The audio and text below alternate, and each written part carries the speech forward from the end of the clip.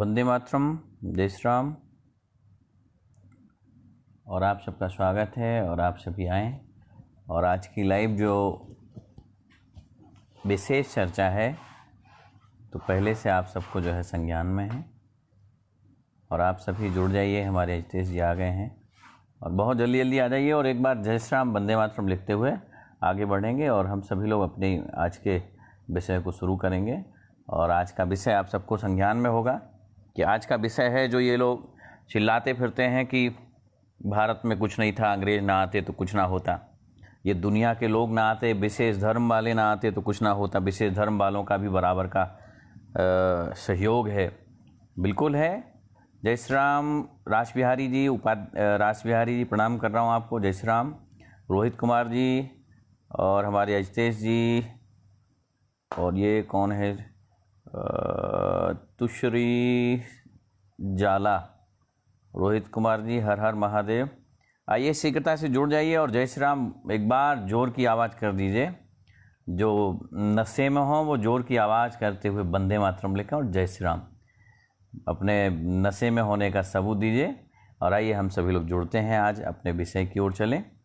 तो विषय आप सबको ज्ञात है पहले से कि हम लोग बबलू यादव जी, आपका भी बहुत बहुत स्वागत है। सभी जुड़ जाइए, बहुत शीघ्र जुड़िए। बीपी राजा जी आ जाइए। प्रशांत दास जी, बीपी राजा, जय श्री राम जय श्री राम। राजेश शर्मा जी, आपका भी स्वागत है। और बिना किसी समय की भूमिका के हम बिना किसी भूमिका बनाए अपना विषय रखेंगे। और जिनको ये लगता था कि भारत में कुछ नहीं था, भारत तो अंग्रेज़ों के आने से ही संपन्न हुआ है, भारत में कोई संस्कृति नहीं थी, भारत में कोई अपनी खुद की व्यवस्थाएं नहीं थी, तो ऐसे मूर्खों को हम बता देना चाहते हैं जिनने भारत को देखा ही नहीं। तो आज हम सभी आओ भारत के दर्शन करते हैं और भारत क्या था, भारत ने क्या क्या दिया और भारत क्या क्या दे सकता है। तो आज हम भारत के उस पावन दर्शन को करें। श्याम केसरिया जी, रामजी पटेल, रंजीत जी और साकेत पांडे जी, जय श्री राम वंदे मातरम। सभी लोग एक बार हुंकार भर दीजिए जय श्री राम करके और हम अपने विषय को शुरू करेंगे। बीच में जहाँ भी लगेगा हम सारे कमेंट ले लेंगे। तो जो 48 लोग सुन रहे हैं, रातुल राय जी, सुशील कुमार जी 52 हो गए हैं। वंदे मातरम, एक बार वंदे मातरम लिख। सुशील कुमार जी कैसे लग रहे हैं आज, पता नहीं। सुशील कुमार जी दिख रहे हैं, सिर में कुछ बांधे हुए हैं। बिल्कुल स्वागत है आपका सुशील कुमार जी। तो आइए हम अपना विषय शुरू करें क्योंकि समय बहुत हो गया, आज वैसे भी हम विलम्ब से आए हैं।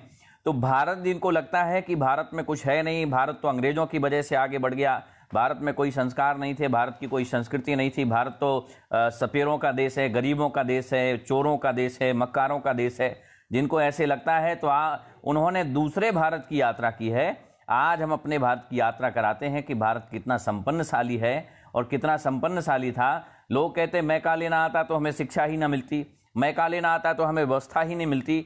तो हम आपको बता देना चाहते हैं कि मैकाले आया और मैकाले के पहले भी बहुत सारे आए। तो आप सबको संज्ञान में है, चाहे गजनबी हों, चाहे तुगलक हों और चाहे कितने भी सिकंदर आए हों। अलेक्जेंडर जिसको बोला जाता है, अलेक्जेंडर को बताया गया कि सारे देश पे इसने राज्य कर लिया, सारे देश की सेनाओं को खदेड़ा। आप इतिहास उठाइए, 2 से 3 जगह पे गया, बिहार के रास्ते आया, बिहार में कुछ छोटी रियासत थी जहां समर्पण कर दिया उस रियासत ने, कहीं युद्ध करना ही नहीं पड़ा। और अलेक्जेंडर जब भारत आया तो भारत में कहीं उसकी जब वीरता के चर्चे कहीं थे नहीं, दूर दूर तक कोई जानता नहीं था, तब उसने ही अपने प्रचारक लगाए। जो आज मीडिया अपना काम कर रही है, पहले भी मीडिया होती थी, ये मक्कार मीडिया, और जो बार बार दिखाती रही आज भी वही दिखाती है। आपने इंद्र विक्रम सिंह जी आ गए हैं, वंदे मातरम, आपका स्वागत है। सारे कमेंट बाद में ले लेंगे। आपने बहुत बार सुना होगा कि ये मीडिया बार बार प्रसारित करती है, ये चैनल आता है, ये अभिनेता आते हैं, ये सब हमारे ऊपर टारगेट करते हैं। हिंदुत्व को और मानवता को टारगेट करने के लिए ये सारा सब कुछ बनाया गया है। हिंदुत्व को नष्ट करने के लिए ये सारी साजिशें की जा रही हैं। हिंदुत्व को नष्ट करने के लिए OMG बनाया जाता है। हिंदुत्व को नष्ट करने के लिए जाने कैसी कैसी फिल्में बनाते हैं। कहीं शंकर जी को दूध नहीं चढ़ाना चाहिए, भूखों को दूध चढ़ाना चाहिए। तो मैं तो सिमिलर जो है मानता हूँ, सभी धर्मों को मानता हूँ, सारे धर्म एक हैं। लेकिन फिर कभी जाके ये क्यों नहीं कहा कि चादर क्यों चढ़ाते हैं, कभी जाकर के ये क्यों नहीं कहा कि वहाँ भी तो बहुत सारी रक्त की नदियाँ बहती हैं। अगर हमारे दूध चढ़ाने से, हमारे पटाखे फोड़ने से, हमारे सांस्कृतिक त्यौहार मनाने से समस्या है तो बहुत सारे और विशेष धर्म हैं जिनको नाना प्रकार से मैंने देखा कि कितना कागज बर्बाद करते हैं, कितनी जो है रक्त की नदियां बहाते हैं, उससे भी कोई समस्या नहीं। और आपने, ठीक है, मुझे नहीं मतलब है किसी की स्वतंत्रता के ऊपर नहीं बोलूंगा, उन सबकी स्वतंत्रता अपनी है, उनकी स्वतंत्रता में विघ्न नहीं बनेंगे, लेकिन जब कोई हमारी स्वतंत्रता में विघ्न बनेगा तो हम भी जो है उनकी स्वतंत्रता को स्वतंत्रता नहीं मानते हैं। किसी की स्वतंत्रता को हम तब तक स्वतंत्रता नहीं मानते जब तक किसी एक धर्म को कोई नुकसान दूसरे धर्म से ना हो। अगर दूसरे धर्म को हमारे धर्म से नुकसान नहीं है तो वो स्वतंत्रता अच्छी है, लेकिन हमारे धर्म की स्वतंत्रता से सामने वाले के धर्म को कोई समस्या बनती है, ऐसी स्वतंत्रता नहीं है। आज हमने देखा कि पोंगा पंडित एक फिल्म बना दी थी। पोंगा पंडित आप सभी लोगों ने देखी होगी। आप लोगों ने पोंगा पंडित फिल्म देख ली और बड़ा जो है मजाक उड़ाया, हास परिहास किया, हमारे संतों का हास परिहास किया, हमारे ब्राह्मणों का हास परिहास किया, और हम विरोध में नहीं आए। हम भी जो है खुशी खुशी उसको देख रहे थे, हम भी खुशी खुशी टॉकीजों में जा रहे थे, हम भी खुशी खुशी उन अभिनेताओं का जो है अभिनय देख रहे थे और कह रहे थे आहा मजा आ गया, क्या क्या अभिनय किया। क्यों? क्योंकि हमें अच्छा लग रहा था। और जब हमें अच्छा लगा, हमने उनके जो है फिल्मों को देखा, हमने उनको वाहवाही दी, उनकी जीडीपी बढ़ाई, उनकी टीडीपी बढ़ाई, उनकी टीआरपी बढ़ाई, और जब टीआरपी हमने बढ़ाई है तो हम ही लोग दोषी हैं। आपने कभी विरोध क्यों नहीं किया कि ये पोंगा पंडित जो फिल्म बनाई है इसका आधार क्या है? आपने कभी विरोध क्यों नहीं किया कि जो ओ माय गॉड फिल्म बनाई जिसमें संतों के ऊपर, भगवान के ऊपर जो केस किए गए, इसका विरोध क्यों नहीं हुआ? ठीक है, बहुत अच्छी फिल्में हैं, बहुत कुछ दिखाया।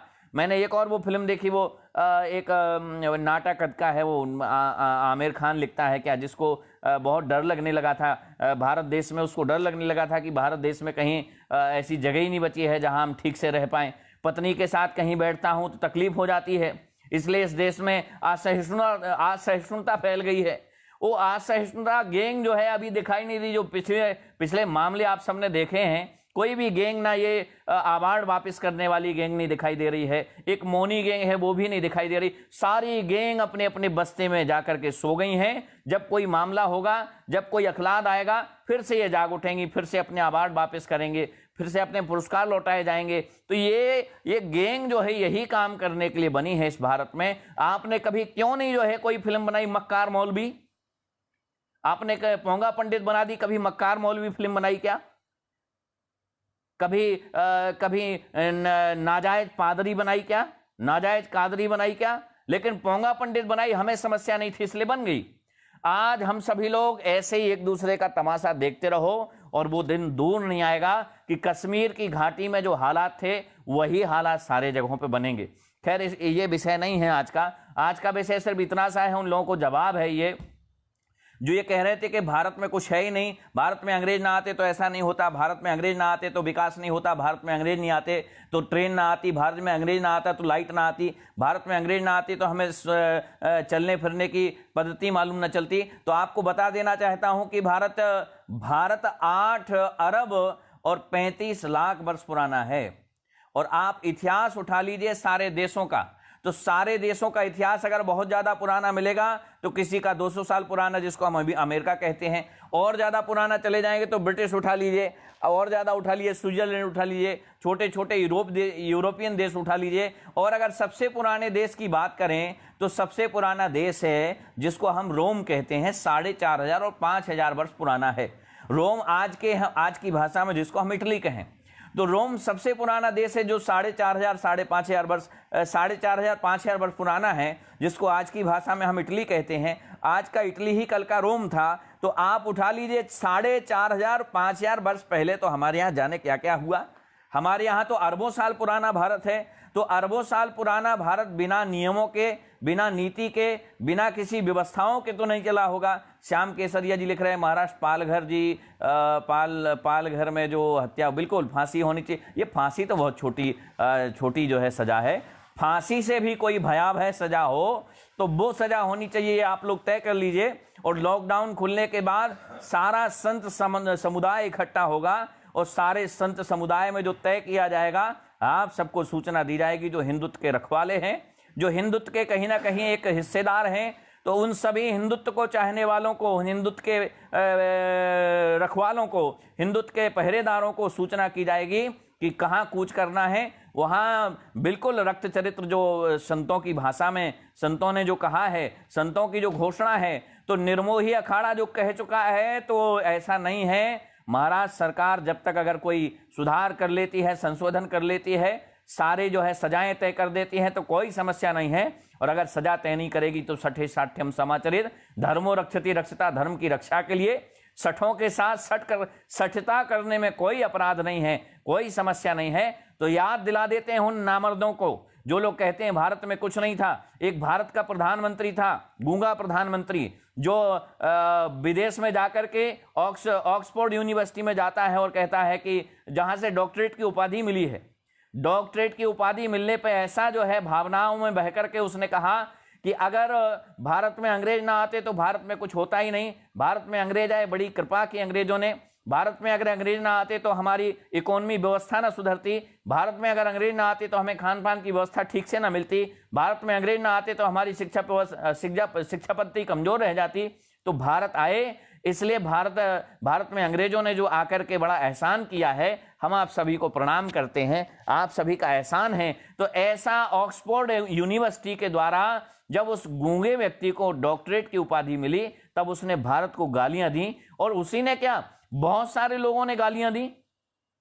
अधिकांश सारे प्रधानमंत्रियों ने, आजादी से लेकर के पहले प्रधानमंत्री से लेकर के अंतिम प्रधानमंत्री तक की बात करें तो बहुत सारे लोगों ने गालियां दी भारत को कमजोर किया, भारत को नीचा दिखाया। खुद ऊपर बन करके जो है वहां से आए और सम्मान पा करके कोई डॉक्टरेट की उपाधि पाके आया। पहले ही प्रधानमंत्री थे जो संसद में खड़े होकर कहते हैं कि अंग्रेजों ने बड़ी कृपा की, अंग्रेजों ने बड़ा जो है इंफ्रास्ट्रक्चर दिया हमें, अंग्रेजों ने हमें सुंदर जो है आर्किटेक्ट दिया। अंग्रेज ना आते तो हमारे पास तो आर्किटेक्ट मिलता ही नहीं, अंग्रेज ना आते तो हमें तो डिजाइन मिलते ही नहीं, अंग्रेज ना आते तो हम क्या करते, कहां हमारा भारत होता। ये पहले ही संसद में बोला गया। ये कितने दुर्भाग्य की बात है कि हमारे भारत से विश्व ने सारी चीजें ली हैं, विश्व को हमने बहुत कुछ दिया है, लेकिन ये जितने भी प्रधानमंत्री हुए हैं वो सारे यही चिल्लाते रहे कि भारत के पास तो कुछ नहीं था, भारत तो गढ़नियों का देश है, भारत तो सपेरों का देश है। और ये कह पाने की सामर्थ्य अगर किसी ने दी है तो हमारे देश के ही प्रधानमंत्रियों ने।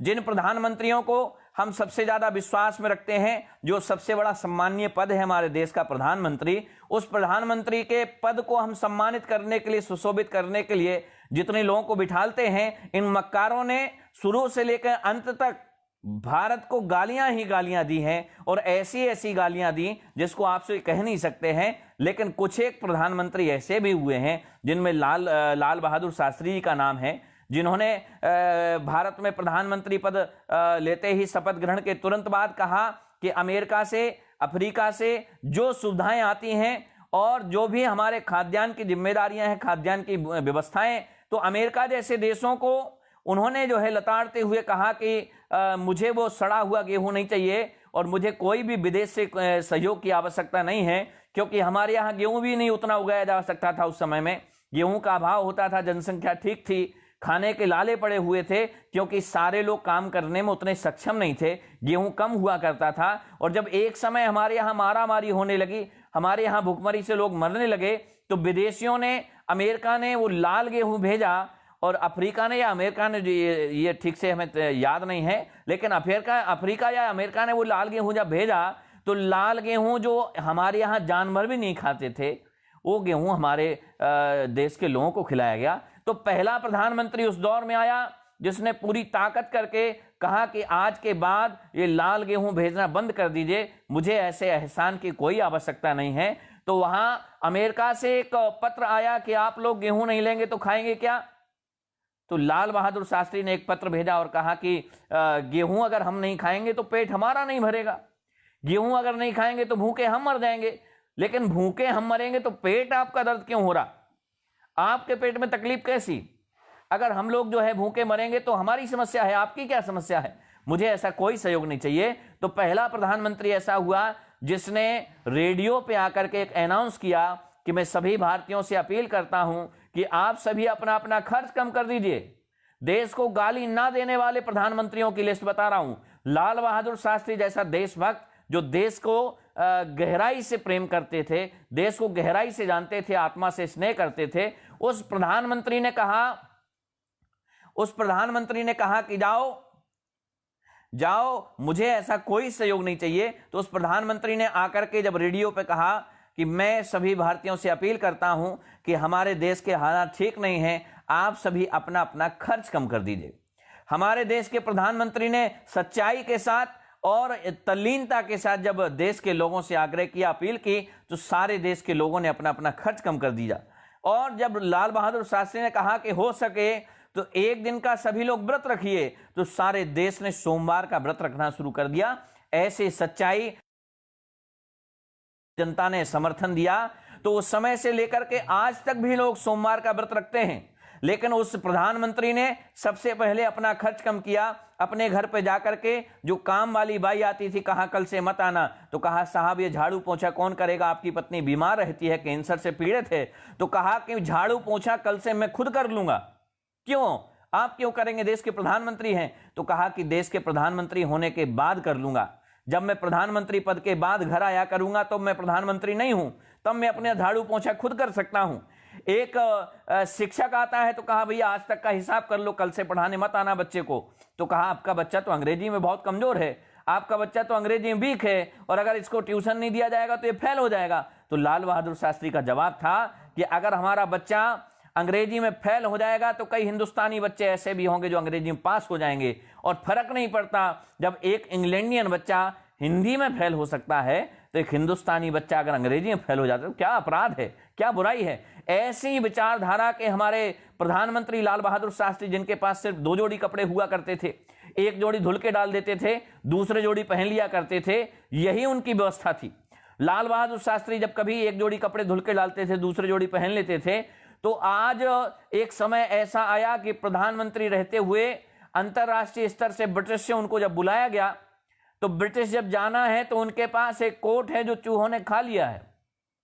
ध्यान देना, एक कोट है जो चूहों ने खा लिया है बाहों पे।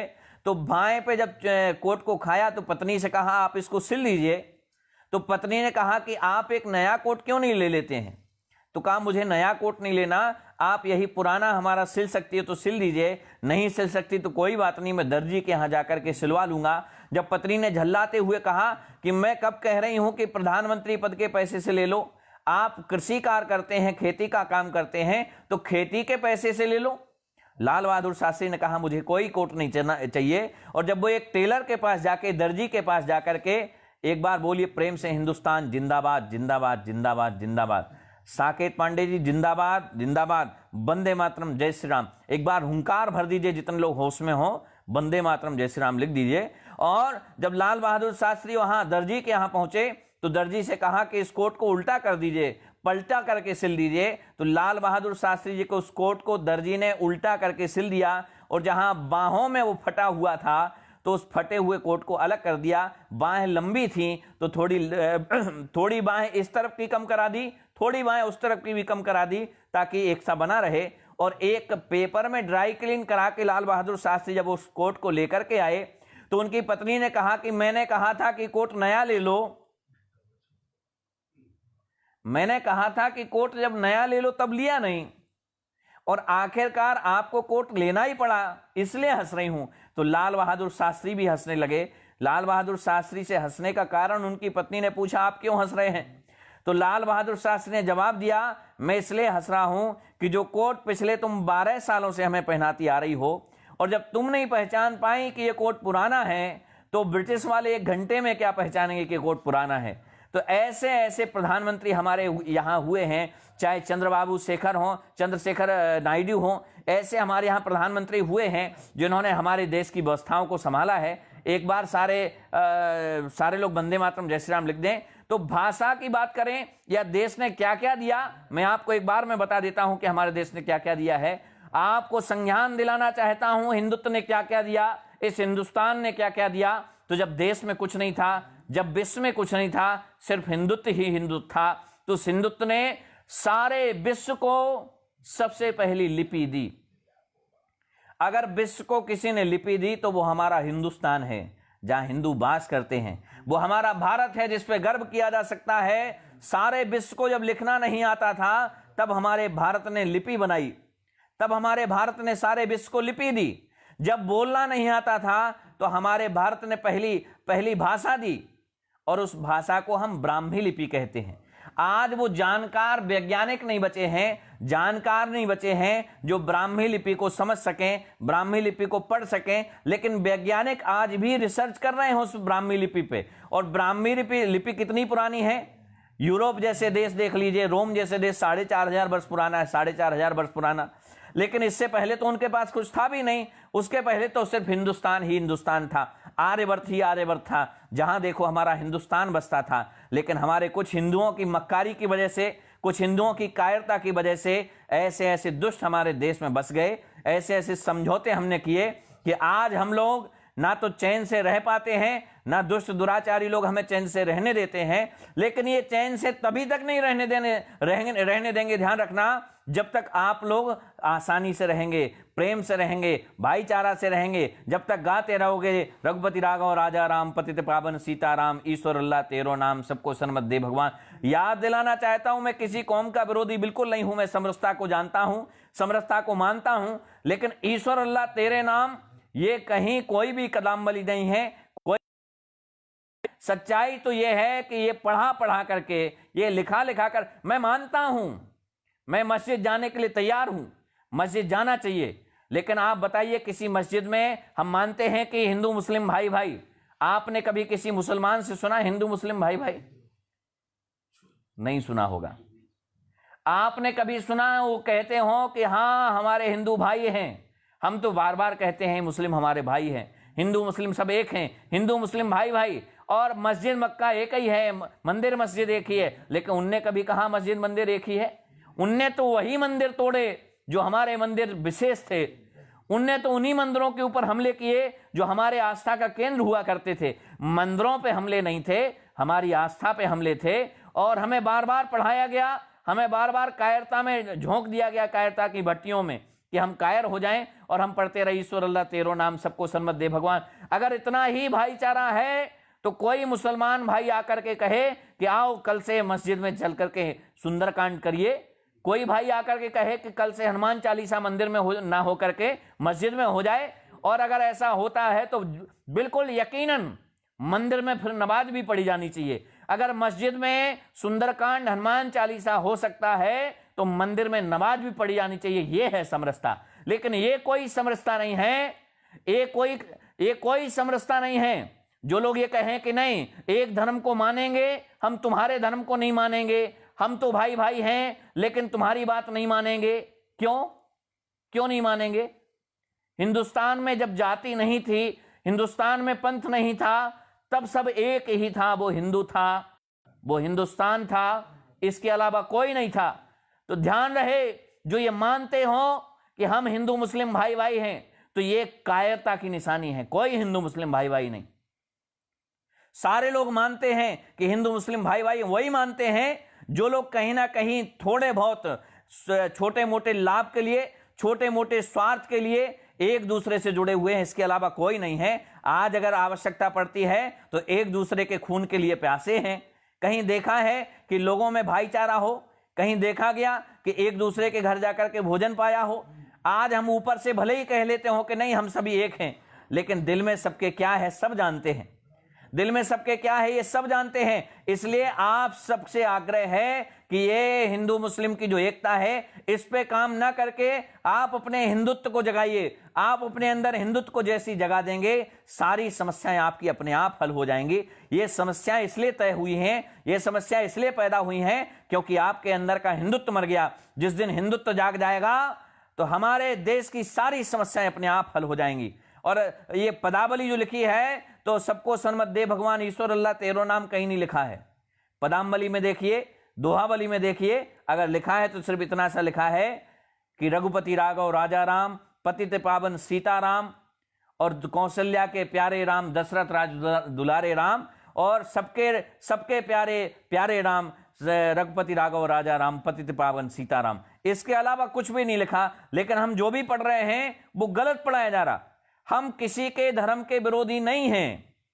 किसी का धर्म हमारे विरोध को करे, हमारे धर्म का कोई भी धर्म विरोध करता है तो चुप कैसे बैठें? आज हमारे ऊपर बार बार हमले किए जाते हैं। मैंने माना कि कोई भी हमला एक किसी कौम के द्वारा नहीं किया जा सकता। हिंदू भी कर सकते हैं, मुस्लिम भी कर सकते हैं। मैंने माना सारे मुसलमान आतंकवादी नहीं हो सकते, सारे मुसलमान बुरे नहीं हो सकते, लेकिन याद रखना जितने भी आतंकवादी होते हैं वो मुसलमान ही क्यों होते हैं। माना कि सारे मुसलमान आतंकवादी नहीं हैं, लेकिन जितने भी मुसलमान हैं वो आतंकवादी क्यों, या जितने भी आतंकवादी निकलते हैं वो मुसलमान ही क्यों निकलते हैं। हमारे देश की भावना में जहां सारा देश एक साथ खड़ा होता है, हमारे देश की भावना के साथ हमारी परिस्थितियां स्थितियां जब भी खराब होती हैं तो सारा विश्व एक साथ आता है, सारा देश एक साथ आता है, लेकिन एक जमात एक साथ क्यों नहीं आ पाती। जहां हमारे देश को आवश्यकता थी, अरे आता कोई आगे और कहता हम भी सहयोगी हैं, आता कोई आगे जो कहता कि हां हम भी देश के साथ हैं। लेकिन जब देश के साथ हम हैं तो ये ऐसा कैसा देश है कि कश्मीर के अंदर हम उन आतंकवादियों को पनाह देते थे। क्या आतंकवादियों की कोई जाति है? अगर आतंकवादियों की जाति मुसलमान है तो पक्का आप लोग पनाह देते होंगे, कोई समस्या नहीं। लेकिन आप लोग मानते हैं कि सब मुसलमान बुरे नहीं होते, तो फिर पनाह देने वाले सारे मुसलमान ही क्यों थे। मैं मानता हूं कि आतंकवादियों की कोई जाति नहीं होती, मैं मानता हूं कि आताताइयों की कोई जाति नहीं होती, लेकिन आताताइयों की और आतंकवादियों की जाति तो आप ही लोग तय करते हैं। फिर कहते हैं कि हम लोग बुरे नहीं हैं, फिर कहते हैं हिंदू हमें नजर नहीं देखते। तो आपको कैसे देखा जा सकता है? हमारे सूर से आपको समस्या है, हमारे चांद से आपको समस्या है, हमारे खाने पीने से आपको समस्या है। तो आपको याद दिलाना चाहता हूं कि अगर आप अपनी पद्धतियों के ऊपर नाज करते हो, आप अपने पद्धतियों के ऊपर अहंकार करते हो, तो याद रखना सारी पद्धतियां हमसे ही मिली हैं, सारी पद्धतियां हमारे धर्म से ही मिली हैं। हम तुलसी की माला से जाप करते थे तो विशेष धर्म ने प्लास्टिक की माला से जाप करना शुरू कर दिया। हम सारे लोग भगवान सूर्य को जल चढ़ाते थे तो विशेष धर्म के लोगों ने कहा हम सूर्य को नहीं चढ़ाएंगे। क्यों? अगर सूर्य को जल नहीं चढ़ाना है, सूर्य को देव नहीं मानना है, तो रोशनी लेना बंद कर दीजिए, धूप को लेना बंद कर दीजिए। जब जब सूर्य निकले आप अपने अपने घरों में रहिए। हो सकता क्या ऐसा? कभी नहीं हो सकता। सूर्य हमको भी उतनी रोशनी देता है जितना आपको देता है। हॉस्पिटल जितने भी बनते हैं, अगर हमारा इलाज होता है तो उसमें आपका भी होता है। अगर देश में प्लेन चल रहे हैं, हेलीकॉप्टर चल रहे हैं, हवाई सुविधाएं हैं, तो जितनी हवाई सुविधाओं में हिंदू सफर करता है उतना ही मुसलमान भी करता है। हमारे देश में जितनी भी सड़कें पड़ी हैं तो उस पर हिंदू भी चलता है तो मुसलमान भी चलता है। सारी सुख सुविधाएं जो देश की हैं, तो ऐसा नहीं है कि मुसलमानों के लिए न बनी हो, सिर्फ हिंदुओं के लिए बनी हो। जब सारी सुख सुविधाएं हम सबके लिए बनी हैं, तो विशेष समाज के विशेष धर्म के लोग हिंदुस्तान को बुरा कैसे कहते हैं? मैं सकारात्मक वाला व्यक्ति हूं, मैं किसी का विरोधी नहीं हूं, मैं तो समरसता की बात करने वाला व्यक्ति हूं। अभी पिछले दिनों कहा था मैं भारत माता की जय नहीं बोलूंगा, मैं वंदे मातरम नहीं बोलूंगा, और भारत किसी के बाप का नहीं है। बिल्कुल नहीं है। भारत पाकिस्तान कह रहा था कि किसी के बाप का नहीं है, कुछ लोग और कह रहे थे कि किसी के बाप का नहीं है। भारत किसी के बाप का नहीं है, यह बात सही है, लेकिन पाकिस्तान के बाप का तो है। पाकिस्तान के तो बाप का भारत है। और जो लोग कह रहे थे कि भारत माता की जय नहीं बोलेंगे, बिल्कुल नहीं बोलनी चाहिए। कुछ लोग कह रहे थे कि हमारा गला काट देना, लेकिन हम भारत माता की जय नहीं बोलेंगे। क्यों काटेंगे तुम्हारा गला? क्या आवश्यकता है तुम्हारा गला काटने की? भारत माता जय बोलने की आवश्यकता है ही नहीं तुम्हें। भारत माता की जय कोई जयकार नहीं है, ये तो महामंत्र है, और पापियों के मुंह से महामंत्र अच्छे नहीं लगा करते। इसलिए भारत माता की जयकार का अधिकार सिर्फ उनको ही है जो भारत को अपना मानते होंगे, हिंदुस्तान को अपना मानते होंगे। और जो लोग कहते भारत से हमें कुछ मिला ही नहीं, तो याद रखना भारत ही है जिसने विश्व को सबसे पहली भाषा दी, जिसने विश्व को सबसे पहली लिपि दी। इसके अलावा अगर कोई विश्व में देश मानता हो कि हमने कुछ दिया है भारत को, तो जब आपको लिखना पढ़ना भी हमने सिखाया, तुम्हारे पास कुछ था ही नहीं, तो कैसे मानोगे कि तुम बड़े तरक्की किए हुए देशों के लोग हो? भाषा हमने सिखाई, भगवान शिव की डमरू से निकली वो भाषा, भगवान शिव की डमरू से वो भाषा निकली जिसको हम लोग ननाद धक्कम नौ पंचवारम 9-5 बार जब डमरू को बजाया, वो जो 14 सूत्र भगवान शिव की डमरू से निकले, अयोड रीलक एयोड एयोंग एयोच एयोट हैबर लड़यम गणम झब जबगर्दस खपचर चट्टो कप सक्सर हल इति माहेश्वरणी सूत्रणादि संज्ञार्थानि ऐसा मंत्या इतः हकारा दुष्कारा उच्चारणार्थे लड़ मध्य तुसंत का। हमारे भगवान शिव की डमरू से ये जो ब्राह्मी लिपि निकली है, 14 सूत्र निकले हैं, इसी से समस्त भाषाओं का उद्गम हुआ है। आज ब्राह्मी लिपि को पढ़ने वाले लोग नहीं बचे हैं। ब्राह्मी लिपि को समझने वाले लोग नहीं बचे हैं। और अगर हम ब्राह्मी लिपि के बीच की बात करें, ब्राह्मी लिपि और आज हिंदी के या संस्कृत के बीच की बात करें, तो देवनागरी भी हमारे यहाँ की सबसे प्यारी लिपि है। जो देवनागरी को पढ़ के देवनागरी को लिख करके सारे विश्व ने हमसे लिखना सीखा। और हम कहते भारत ने क्या दिया। आपको याद दिला देता हूं कि जर्मन की एक कंपनी है जो मानती है कि 1,96,00,000 कुछ हजार वर्ष पुराना भारत है। 1,96,00,000 कुछ हजार वर्ष पुराना भारत है। ये हमारे एक जर्मन की एक विशेष सर्च कंपनी है, उसने माना। और जब जर्मन के लोग जो है भारत की पद्धतियों को लेकर के अपने अपने शोध कर रहे हैं, भारत की पद्धतियों को लेकर के नाना प्रकार से शोध कर रहे हैं, तो भारत के एक एक शास्त्र के ऊपर उन्होंने गहन अध्ययन किया कि भारत की क्या अर्थव्यवस्था थी, भारत का क्या प्रोटोकॉल था, भारत में क्या शिक्षा थी, भारत में क्या चरक संहिता थी। और जो भारत के आचार चरक हुए हैं उनको ही लेकर के जर्मन ने चरकोलॉजी तैयार किया।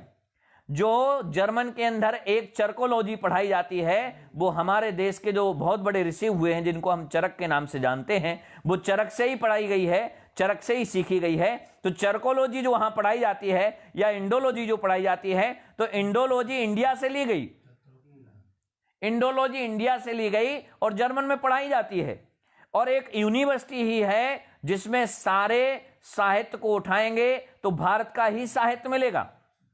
और ये कुछ जो है गिने चुने धर्म के लोग कहते हैं कि भारत में सिर्फ हमारा अधिकार है, ये भारत किसी के बाप का नहीं है। बिल्कुल किसी के बाप का नहीं है, मैं मानता हूं, लेकिन कुछ गद्दारों की वजह से तुम लोग इतना कह पा रहे हो। हमारे देश में शिवाजी जैसे लोग बार बार होते आए हैं, आज भी होते हैं। जब जब शिवाजी आएंगे, जब जब कोई वीर आएगा, तो तुम जैसे लोग ये कह पाने के अधिकारी भी ना रह पाएंगे कि ये किसी के बाप का नहीं है। ये बताया जाएगा, फिर ये कह पाने के लिए लायक भी नहीं बचोगे। एक दो लोग भेज दिए तो पेट में दर्द हो गया। एक योगी उत्तर प्रदेश में भेज दिया तो सारे उत्तर प्रदेश में समस्या है। एक योगी के खड़े होने से पूरा उत्तर प्रदेश जो है सकते में है। एक योगी के आने से लोगों के वजन कम हो रहे हैं। एक बहुत बड़े नेता थे उत्तर प्रदेश के, और योगी सरकार के बाद किसी रिपोर्टर ने पूछा कि आप योगी सरकार के बारे में क्या कहना चाहते हैं, तो उनका जवाब था कि हमें कहना कुछ नहीं है, लेकिन हमारा तो 10 किलो वजन कम हो गया है।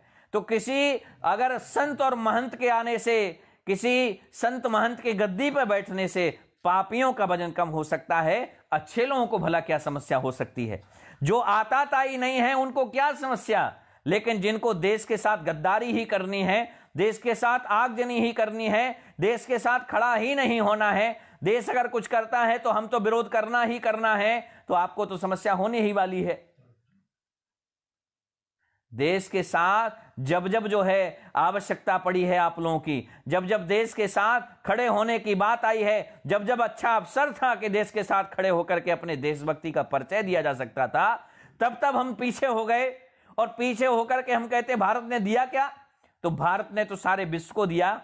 और यहां अप्रवासियों को हमने गोद दी और यहां रह रहे हैं बड़े शान से। यहां हमने भाईचारे की भावना से ही रखा है। हम मानते हैं कि सभी भाईचारे की भावना से रहते हैं, तो कुछ तो इतने अच्छे हैं जो हमारे हृदय में बसते हैं, उनका हम वंदन करते हैं। लेकिन जिनके मन में बार बार यही सवाल उठता है कि भारत किसी के बाप का नहीं है, भारत का जयकार नहीं बोलेंगे। जब आप भारत का जयकार नहीं बोल सकते, भारत के प्रति प्रेम नहीं कर सकते, भारत से स्नेह नहीं कर सकते, तो आपको क्या अधिकार है भारत के जमीन से उपजे हुए अन्न को खाने की?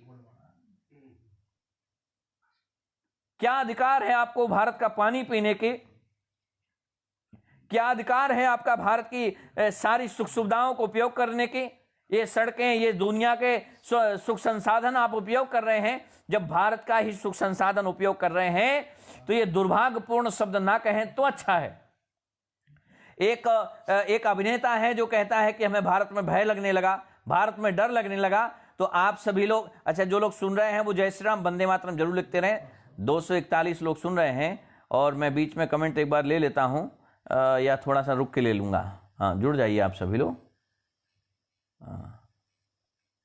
ये हमारे साकेत पांडे जी किसके लिए लिख रहे हैं, क्या लिख रहे हैं? अच्छा, वो मोइन अली के लिए, अरे बकने दो, कोई समस्या नहीं है साकेत जी। आते रहेंगे लोग, जाते रहेंगे, कोई समस्या नहीं। लेकिन जो देश से प्रेम करते हैं उनको कोई समस्या होने वाली नहीं है। तो देश से प्रेम करने वाले लोग एक बार वंदे मातरम जय श्री राम जरूर लिख दीजिए। वंदे मातरम जय श्री राम। मनीष कुमार जी, कम्बे जी और जय श्री राम, वंदे मातरम। ओम तिवारी जी, राकेश चौधरी जी और प्रख्यान सैनी जी और हमारे कुंवर सिंह जी और क्या है उदय भान जी, मान जी और केशर जी, हमारे साकेत पांडे जी, मनोज उपाध्याय जी और चेतन जी, मनोज जी, विनय प्रताप आचार्य जी, विनीत कौशिक जी, प्रकाश सैनी जी और विनीत चंद जी, हमारे दिनेश खान जी धन्यवाद। साकेत पांडे जी और ये मोन अली को जवाब दीजिए महाराज, उस कुत्ते को मैं जवाब नहीं दे पाया, मेरी लाइन कट गई है, उसको जवाब दीजिए। मैं ठीक से पढ़ नहीं पाया, कहाँ हैं वो मोइन अली। ऐसे लोगों को जो है जवाब देने की कोई आवश्यकता नहीं, ये तो खुद अपने आप में एक गाली है। मधुलिका भटनागर जी, बीपी राजा जी, अखिलेश कुमार स्वर्णकार जी, आपको जी बिल्कुल महाराज जी, कुछ मुस्लिम आपको गाली दे रहे हैं कमेंट में। अखिलेश कुमार जी, ये तो इनका काम ही है, ये तो अपने आप में गाली हैं, इनको क्या जवाब देना। 2 कौड़ी के लोगों के लिए 2 करोड़ की बात नहीं करनी चाहिए।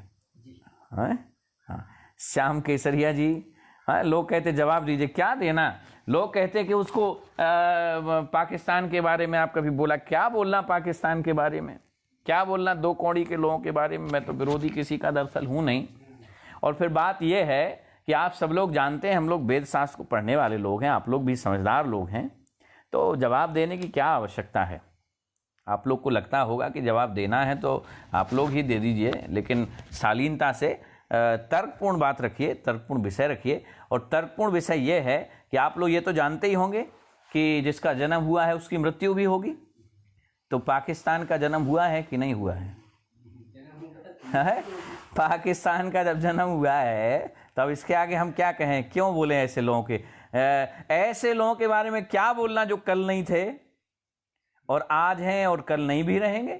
लेकिन भारत तो सदियों से था, भारत आज भी है और कल भी रहेगा। जो भारत युगों युगों से था, युगों युगों तक रहने वाला है, तो उस भारत की तो महानता है कि अयम निजः परोवेति गणना लघु चेतसाम उदार चरित्रा नाम तू बसदैव कुटुंबकम। यहां तो सबको कुटुंब जैसा ले लेते हैं, लेकिन आप बनकर के तो आइए, आप हमारे देश के प्रति प्रेम तो रखिए। आप एक कदम रखिए मानवता की ओर, आप एक कदम रखिए अपने देश की ओर। आप एक कदम रखेंगे, हम 200 कदम रखेंगे। हाँ, और बहुत सारे जो हमारे भाई हैं जो इधर उधर भटक गए थे, तो कुछ वापसी हुए हैं, उनका स्वागत है, क्योंकि ये हिंदुत्व की सदी है और इस हिंदुत्व की सदी में हम बहुत जल्द विश्व गुरु बनने की स्थिति में हैं। बहुत सारे कमेंट हम नहीं ले पा रहे हैं, क्षमा करना, बीच में आगे ले लेंगे। वंदे मातरम जय श्री राम बंद नहीं होना चाहिए। विनीत चंद जी लगातार लिखिए, और आप सब लोग जो भी हैं ऑनलाइन हैं वो वंदे मातरम जय श्री राम लिखिए। गाली का जवाब वंदे मातरम जय श्री राम से अच्छा क्या हो सकता है। उस माँ का भी बंधन हो रहा है। क्या लिखा है, कुत्ता कुत्ता ही होता है। हाँ बिल्कुल होता है। ये आप अपना परिचय दे रहे हैं, बहुत अच्छा है, आप ऐसे ही परिचय देते रहिए। आप सभी लोग इनका परिचय ले लीजिए। अशफाक जी अपना परिचय दे रहे हैं कि कुत्ता कुत्ता ही होता है, लेकिन हमारी नज़रों में ये मानव हैं, लेकिन ये अपना परिचय कुछ और दे रहे हैं, तो आप लोग इनको जो भी मानना हो मान सकते हैं।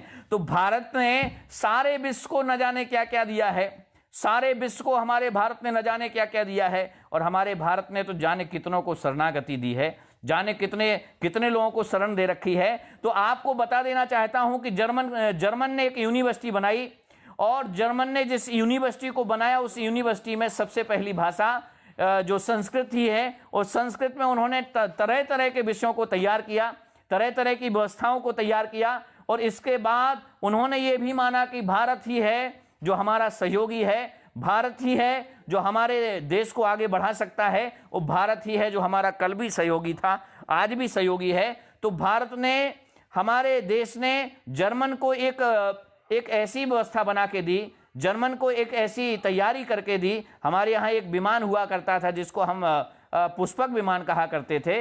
तो पुष्पक की डिजाइन जर्मन ने हमसे ली और एक विमान तैयार किया, और जब हमारे देश में हंस खत्म हो गए तो जर्मन की एक सबसे बड़ी कंपनी है, उस जर्मन की कंपनी ने उस विमान का नाम रखा लुफ्थहान्सा। जर्मन की एक कंपनी का नाम है लुफ्थहान्सा, याद होगा आपको, जर्मन की एक कंपनी है लुफ्थहान्सा। तो वहां पूछा गया, हमारे राजीव जी बताया करते थे, जब उनसे पूछा कि इस कंपनी का नाम लुफ्थहान्सा क्यों रखा, इस कंपनी का नाम लुफ्थहान्सा क्यों रखा, तो कहा कि हमारे यहां से ये शब्द नहीं लिया गया, ये शब्द भारत से लिया गया है, भारत में हंस लुप्त हुए हैं, उसी से ये लुफ्थहान्सा रखा गया, भारत के शब्दों से लिया गया लुफ्थहान्सा, और जो आज भी चल रहा है। हमारे यहां विकास की बात करें तो हमने पुष्पक जब बना लिया जब लोग डिजाइन बनाना नहीं जानते थे। हम आगे की बात करें तो हमारे भारत से फ्रांस ने, फ्रेंच ने, जर्मनी ने, डेनिश ने और जाने कौन कौन से देशों ने हमारी भाषा को लिया है, और संस्कृत शब्दों का अपार भंडार है। हम अंग्रेजी की बात करें तो गिने चुने शब्द हैं, 12,000 शब्दकोश हैं सिर्फ। अगर हम हिंदी की बात करें तो हिंदी में भी वही करीब 70,000 शब्द हैं। मराठी की बात करें या गुजराती की बात करें तो 40,000 शब्द हैं। लेकिन अगर हम संस्कृत की बात करें तो संस्कृत के तो भंडार के ऊपर भी है। संस्कृत की भाषा का और शब्दों का कोई भंडार नहीं है। संस्कृत की भाषा 102 अरब 78 करोड़ 52 लाख के आसपास शब्द हैं। संस्कृत में जो शब्द हैं 102 अरब 78 करोड़ 52 लाख के आसपास शब्द हैं। और फ्रांस ने और अभी फ्रेंच और जर्मनी ने जो संयुक्त कंप्यूटर तैयार किया है, और कंप्यूटर में एल्गोरिथम जो तैयार किया है, एल्गोरिथम जो भाषा को तैयार करती है, तो ये विंडो जो है संस्कृत में सबसे अच्छी चलने वाली है। एल्गोरिथम जो है संस्कृत में जो है सबसे ज्यादा कारगर होने वाली है। तो एल्गोरिथम के लिए जर्मन ने यह भी माना कि अंग्रेजी तो कोई भाषा है ही नहीं, अंग्रेजी तो सिर्फ विकल्प था, और अगर सबसे अच्छी कोई भाषा है तो वो संस्कृत ही है, और संस्कृत से अच्छी कोई भाषा नहीं है। मैक्स मूलर ने हमारे यहाँ वेदों से जब छेड़खानी की, और वेदों के साथ साथ जाने कितने पुराणों के ऊपर छेड़खानी की, लेकिन अगर किसी छेड़खानी के बाद भी कुछ बच गया तो वो व्याकरण है, जो 1 सदी पूर्व भी जहां हम लोग सहा लिखते थे वहां आज भी सहा लिखते हैं। 1 सदी पूर्व हम महापुरुषों के लिए कैसी भाषा का संबोधन करते थे वो आज भी करते हैं। या सीधी सीधी बात करें, 1 अरब पूर्व, 1 अरब वर्ष पूर्व हम जिस प्रकार से भाषा को पढ़ा करते थे, 1 अरब वर्ष पूर्व जिस प्रकार से संस्कृत को लिखा करते थे, आज भी हम उसी प्रकार से संस्कृत को लिखते हैं। लेकिन अंग्रेजी की बात करें तो अंग्रेजी की भाषा हर बार बदल जाती, हर 1-2 साल में बदल जाती, हर 2-5 साल में बदल जाती, हर 20-50 साल में बदल जाती। जिस अंग्रेजी का कोई आधार नहीं है उस अंग्रेजी को हम अंतरराष्ट्रीय भाषा बताते हैं। यही हमारी मूर्खता है। हमारे हिंदुत्व की पहचान है हिंदी, हमारी हिंदुत्व की पहचान है संस्कृत, और अंग्रेजी में बार बार परिवर्तन होता है, संस्कृत में ना कभी पहले हुआ था ना आज होता है। हमारे वेदों की भाषा जो पहले आज से कई सदियों पूर्व थी वही आज है। लेकिन अंग्रेजी की और अंग्रेजियत की बात करें तो अंग्रेजों की भाषा पहले जो दिस लिखते थे तो आज हम THIS लिखने लगे, लेकिन पहले TIS लिखते थे। अब TIS से 1 सदी बीता ही नहीं, THIS लिखने लगे। तो उनकी भाषा का कोई आधार नहीं, जिनके पास अपने खुद के शब्द नहीं। संस्कृत के पास 102 अरब 78 करोड़ और 52 लाख शब्द हैं, और अपना खुद का इतना गहरा शब्दकोश है। मैक्स मूलर तो बार बार कहता है, मैकाले भी बार बार कहता है कि भारत जैसा कोई संविधान नहीं है, भारत जैसी कोई अर्थव्यवस्था नहीं है, भारत जैसी कोई शिक्षा व्यवस्था नहीं है, और भारत जैसा कोई भी ऐसा देश नहीं देखा मैंने जहां ऐसी शिक्षा पढ़ाई जाती हो, जहां एक साथ शूद्र रहते हो, जहां एक साथ कायस्थ रहते हो, जहां एक साथ क्षत्रिय रहते हो, जहां एक साथ ब्राह्मण रहते हो। या चारों वर्णों की बात करें तो ब्राह्मण, क्षत्रिय, वैश्य, शूद्र सारे एक ही यूनिवर्सिटी में पढ़ते हैं। एक समय की बात है जब मैकाले हाउस ऑफ कॉमन में खड़ा होकर के लंदन की पार्लियामेंट में बोल रहा होता है कि मैंने भारत की गजब की शिक्षा देखी, मैंने भारत का गजब का अंक गणित देखा, मैंने अंक ज्योतिष देखा कि सूर्य की दूरी को तय कर लिया, मैंने गजब का उनका ज्ञान देखा कि चंद्रमा में बता दिया चंद्रमा मनुष्यो जातर चक्षु हो, चंद्रमा की क्या व्यवस्था है, चंद्रमा में पानी है कि नहीं है। प्रणाम गुरुजी, ऋषि नागर सवाई माधोपुर से। ओहो हो, बिल्कुल स्वागत है आपका, राजस्थान सवाई माधोपुर से हैं आप, बहुत बहुत स्वागत है। तो आपको बता देना चाहता हूं कि मैकाले खड़े होकर के कह रहा मैंने गजब की जो है सर्जरी देखी है। क्या सर्जरी है भारत के अंदर? तो कहा कि आप विस्तार से बताइए। तो कहा मैंने अंक गणित तो ऐसा देखा कि एक अंक को देख करके अरबों लोग इकट्ठे हो गए। तो कहा वो कैसे? तो कहा कोई उनके यहां एक भाषा में कुंभ कहा जाता है, कहीं शाही स्नान कहा जाता है, और जब कुंभ का समय आता है तो एक पंडित जी ज्योतिष के नाम पे या अंक गणित के नाम पे एक बड़ी सी किताब रखे रहते हैं, और उस किताब में उन्होंने देखा कि ये समय है, और उसी समय को एक पंडित जी ने बताया, उसी को दूसरे ने बताया, उसी को भारत भर के पंडित जी लोगों ने बताया, और भारत के अंक ज्योतिष को, अंक गणित को जब बताया तो सारे लोग इकट्ठे होकर के अरबों लोग एक अंक ज्योतिष की ताकत से खड़े हो जाते हैं। और कहा ऐसा गजब का अंक ज्योतिष देखा हमने उनका, ऐसा, माफी चाहता हूं लेट जुड़ पाया जी, बिल्कुल नागर जी स्वागत है। स्वामी वेदानंद गिरी जी आपका भी स्वागत है, प्रणाम करता हूं आपको। और कौन है, शिवरन बख्शी जी आपका भी स्वागत है, बहुत बहुत स्वागत है।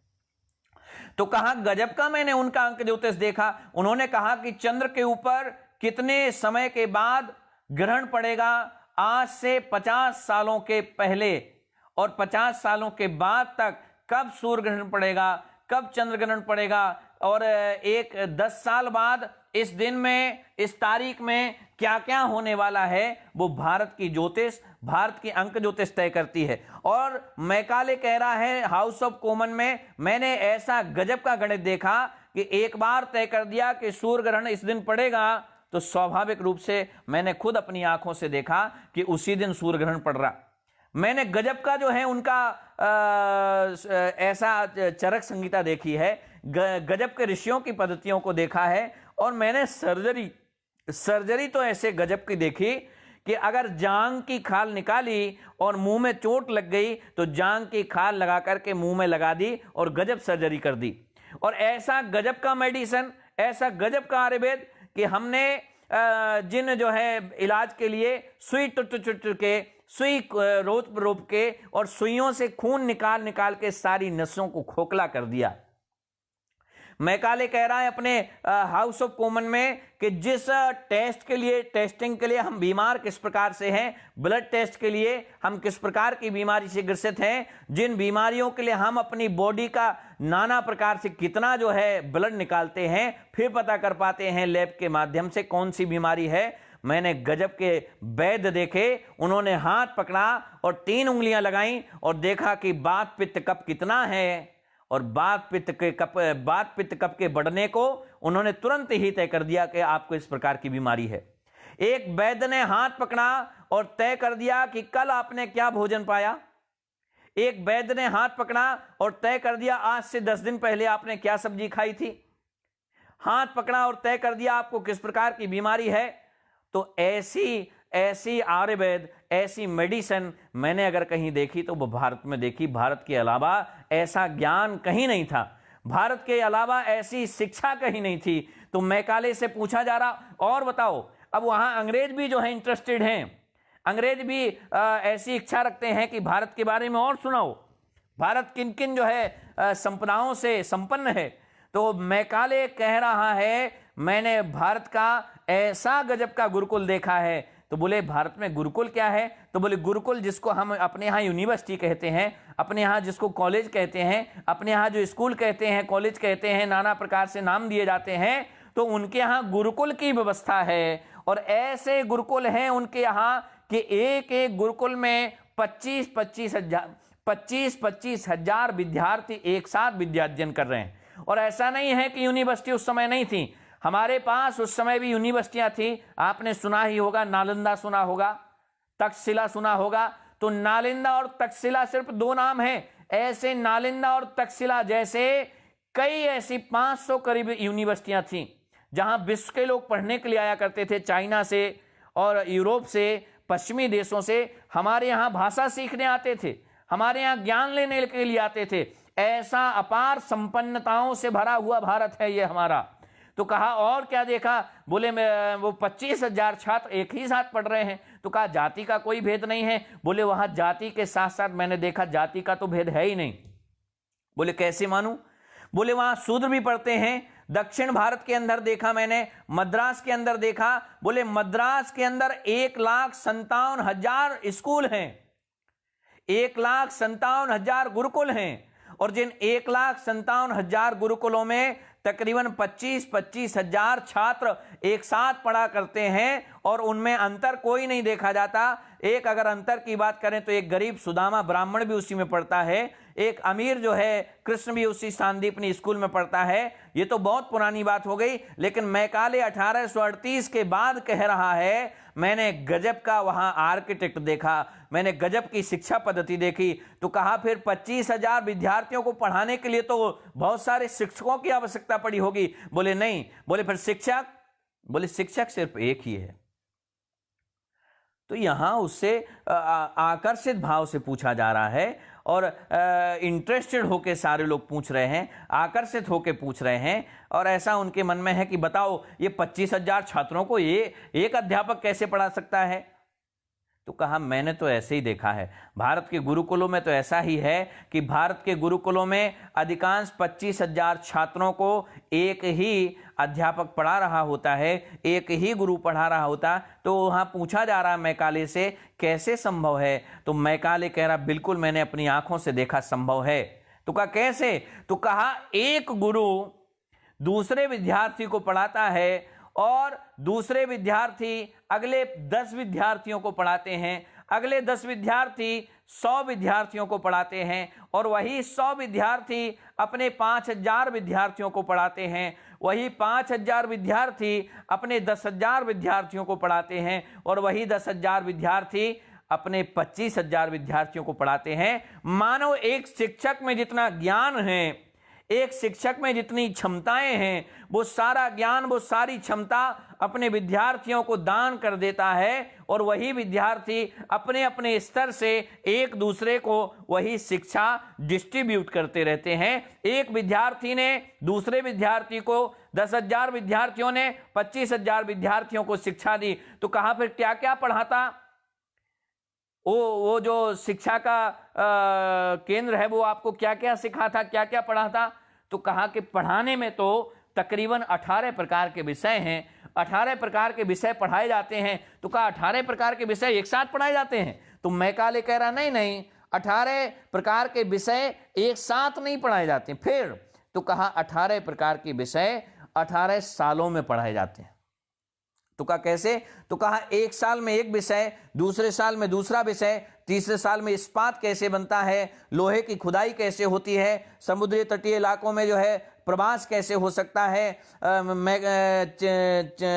चिकित्सा कैसी व्यवस्था है, अंक ज्योतिष कैसी है, शास्त्र विद्या कैसी है। तो एक एक साल में एक एक विषय जब 18 सालों तक पढ़ाते हैं, तो 5 साल 5 माह 5 दिन के बाद कोई भी बच्चा विद्यार्थी पूरा बन जाता है, और वो 5 साल का जो बच्चा है उसको गुरुकुल में डाल दिया जाता है, और 18 प्रकार के विषयों के लिए उसको 18 साल तक गुरुकुल में रखा जाता है। और जब वो वहां से 24-25 वर्ष का होकर के निकलता है, तो वो देश का एक जिम्मेदार नागरिक होकर निकलता है, राष्ट्र का एक सेवक होकर निकलता है, समाज की जिम्मेदारियों को और व्यवस्थाओं को समझने वाला होकर के निकलता है, और समाज को कभी विज्ञान के रूप में, कभी गणित के रूप में, कभी नाना प्रकार के शोधों के रूप में हमारे भारत को संपन्नता से परिपूर्ण करता है। वो विद्यार्थी भारत को नाना प्रकार के रत्नों की खोज करना सिखाता है, और वो भारत को परिपूर्ण करने की जिद में लगा रहता है।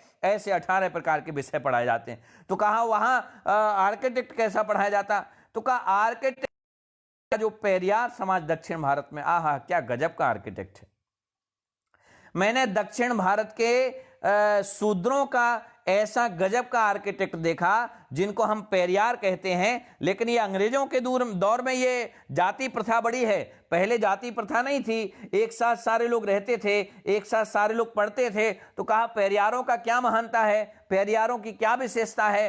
तो कहा पेरियारों की मैंने एक विशेषता देखी कि जब मंदिरों में गए तो दक्षिण भारत के मंदिरों की क्या डिजाइन है, दक्षिण भारत के मंदिरों में क्या आर्किटेक्ट तैयार किया कि एक मंदिर में हमने जोर से आवाज की, जोर से चिल्लाया तो दूसरे मंदिर में आवाज नहीं गई। ऐसा गजब का आर्किटेक्ट। मैंने एक जगह खड़े होकर के जोर से आवाज दी, जोर से चिल्लाया, अपनी पूरी ताकत से चिल्लाया, लेकिन हमारे बगल में खड़े व्यक्ति को हमारी आवाज नहीं समझ में आई, हमारे बगल में खड़े व्यक्ति को हमारी आवाज नहीं सुनाई दी। ऐसा गजब का आर्किटेक्ट। लेकिन मैं देखता हूं कि वहीं दूसरे मंदिर में जब मैं पहुंचता हूं, दूसरे बगल के मंदिर में जाके मैं चिल्लाता हूं, तो दूसरे बगल के मंदिर में मैंने जरा सी आवाज की और इतने जोर की आवाज हुई कि 3 किलोमीटर तक वही आवाज सुनाई दे गई। ऐसा गजब का आर्किटेक्ट देखा मैंने पेरियारों का।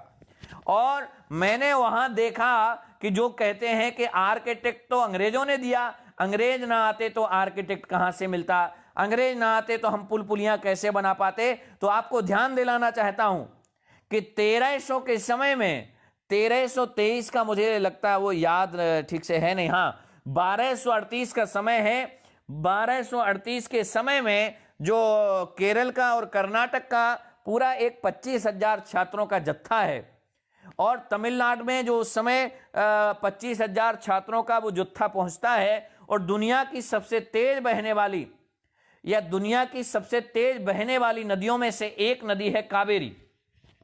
तो कावेरी नदी के ऊपर एक ऐसा बांध बनाया जो 1223 या 1221 में बनाया, जो छात्रों के द्वारा बनाया गया। ना बड़े भारी मशीन थे, ना उस समय औजार थे, और वो 1.5 किलोमीटर का इतने तेज बहाव वाली नदी के बीचों बीच जब छात्रों ने बांध बना दिया, तो मैकाले कह रहा मैं सोच नहीं सकता था कि इतना पुराना बांध आज तक टिका हुआ है, इतना पुराना बांध आज भी खड़ा हुआ है। ये भारत का गजब का मैंने क्षमता देखा, मैंने भारत की गजब की व्यवस्थाएं देखी, मैंने भारत की गजब की जो है भाषा देखी, और भारत का गजब का मैंने ज्ञान देखा, भारत का गजब का मैंने आर्कोलॉजी और जितने भी मेडिसिन हैं, आहा क्या गजब है।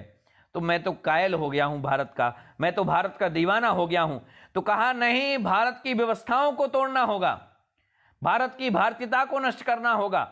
तो मैकाले जब भारत की व्यवस्थाओं को नष्ट करने के लिए जब भारत आ रहा है, तो उससे कहा जाता है कि आप सबसे पहले यह समझाना शुरू करो कि जातियों में भेद है, जातियों में बांटना शुरू करो भारतीयों को। जातियों में अगर ये नहीं बटेंगे तो इनका ज्ञान नित्य प्रति बढ़ता जाएगा, इनका ज्ञान उत्तरोत्तर वृद्धि करता जाएगा। इसलिए आपसे हमारा आग्रह है कि कोई ना कोई गद्दार तो आपको भारत में मिल ही जाएगा, और गद्दार को उठा लो और उस गद्दार से कहो कि भारत की शिक्षा व्यवस्था को सबसे पहले तोड़ दो।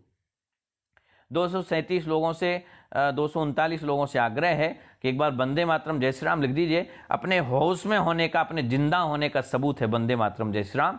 तो मैं जब आप लोगों के लिए गहरी जानकारी दे रहा हूं, तो आप लोग भी वंदे मातरम एक बार कमेंट ले लेता हूं। विनीत चंद कौशिक जी जय श्री राम वंदे मातरम, हमारे मनदीप मिश्रा जी वंदे मातरम, शेरू भाई जय हो, जगदीश चंद जी जय गुरुदेव महाराज जी की जय हो, श्याम केसरिया, हमारे राजस्थान में पाली जिला में गुरुकुल की ज़रूरत है। बिल्कुल आप जो है नंबर सेंड करिए, इस पे बहुत जल्दी हम लोग चर्चा करेंगे। जगदीश चंद जी जय हिंदू विजय हिंदू, बिल्कुल जय हिंदू राष्ट्र। और हमारे साकेत जी बोले सब हिंदू भाई, हमारा हिंदुस्तान जिंदाबाद जिंदाबाद जिंदाबाद, बिल्कुल। और शेरिंग जी क्या लिख रहे हैं, अच्छा गाली, बिल्कुल ये अपने लिए लिख रहे हैं शायद, इनका बहुत बहुत धन्यवाद है। ये आपको समर्पित है सारी सुविधाएं, ये आपकी भाषा, आपके शिक्षा, आपकी संस्कार आचरण सबको पता है, मत बताइए बार बार।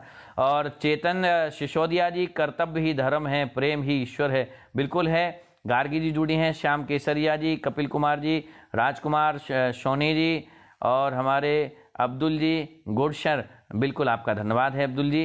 मैं आपका बहुत सम्मान करता हूँ, इज्जत करता हूँ जी, बिल्कुल आपकी भी करता हूँ अब्दुल जी। आप जैसे लोगों को ही मैं कलाम मानता हूँ, और आप जैसे लोगों को प्रणाम करने में मुझे कोई समस्या नहीं है, जो देश का भला चाहते हैं। क्योंकि किसी भी धर्म से ऊपर पहले देश है, देश के बाद सारे धर्म हैं, सारे धर्म अपने अपने हैं, सारे धर्मों की अपनी संस्कृति है।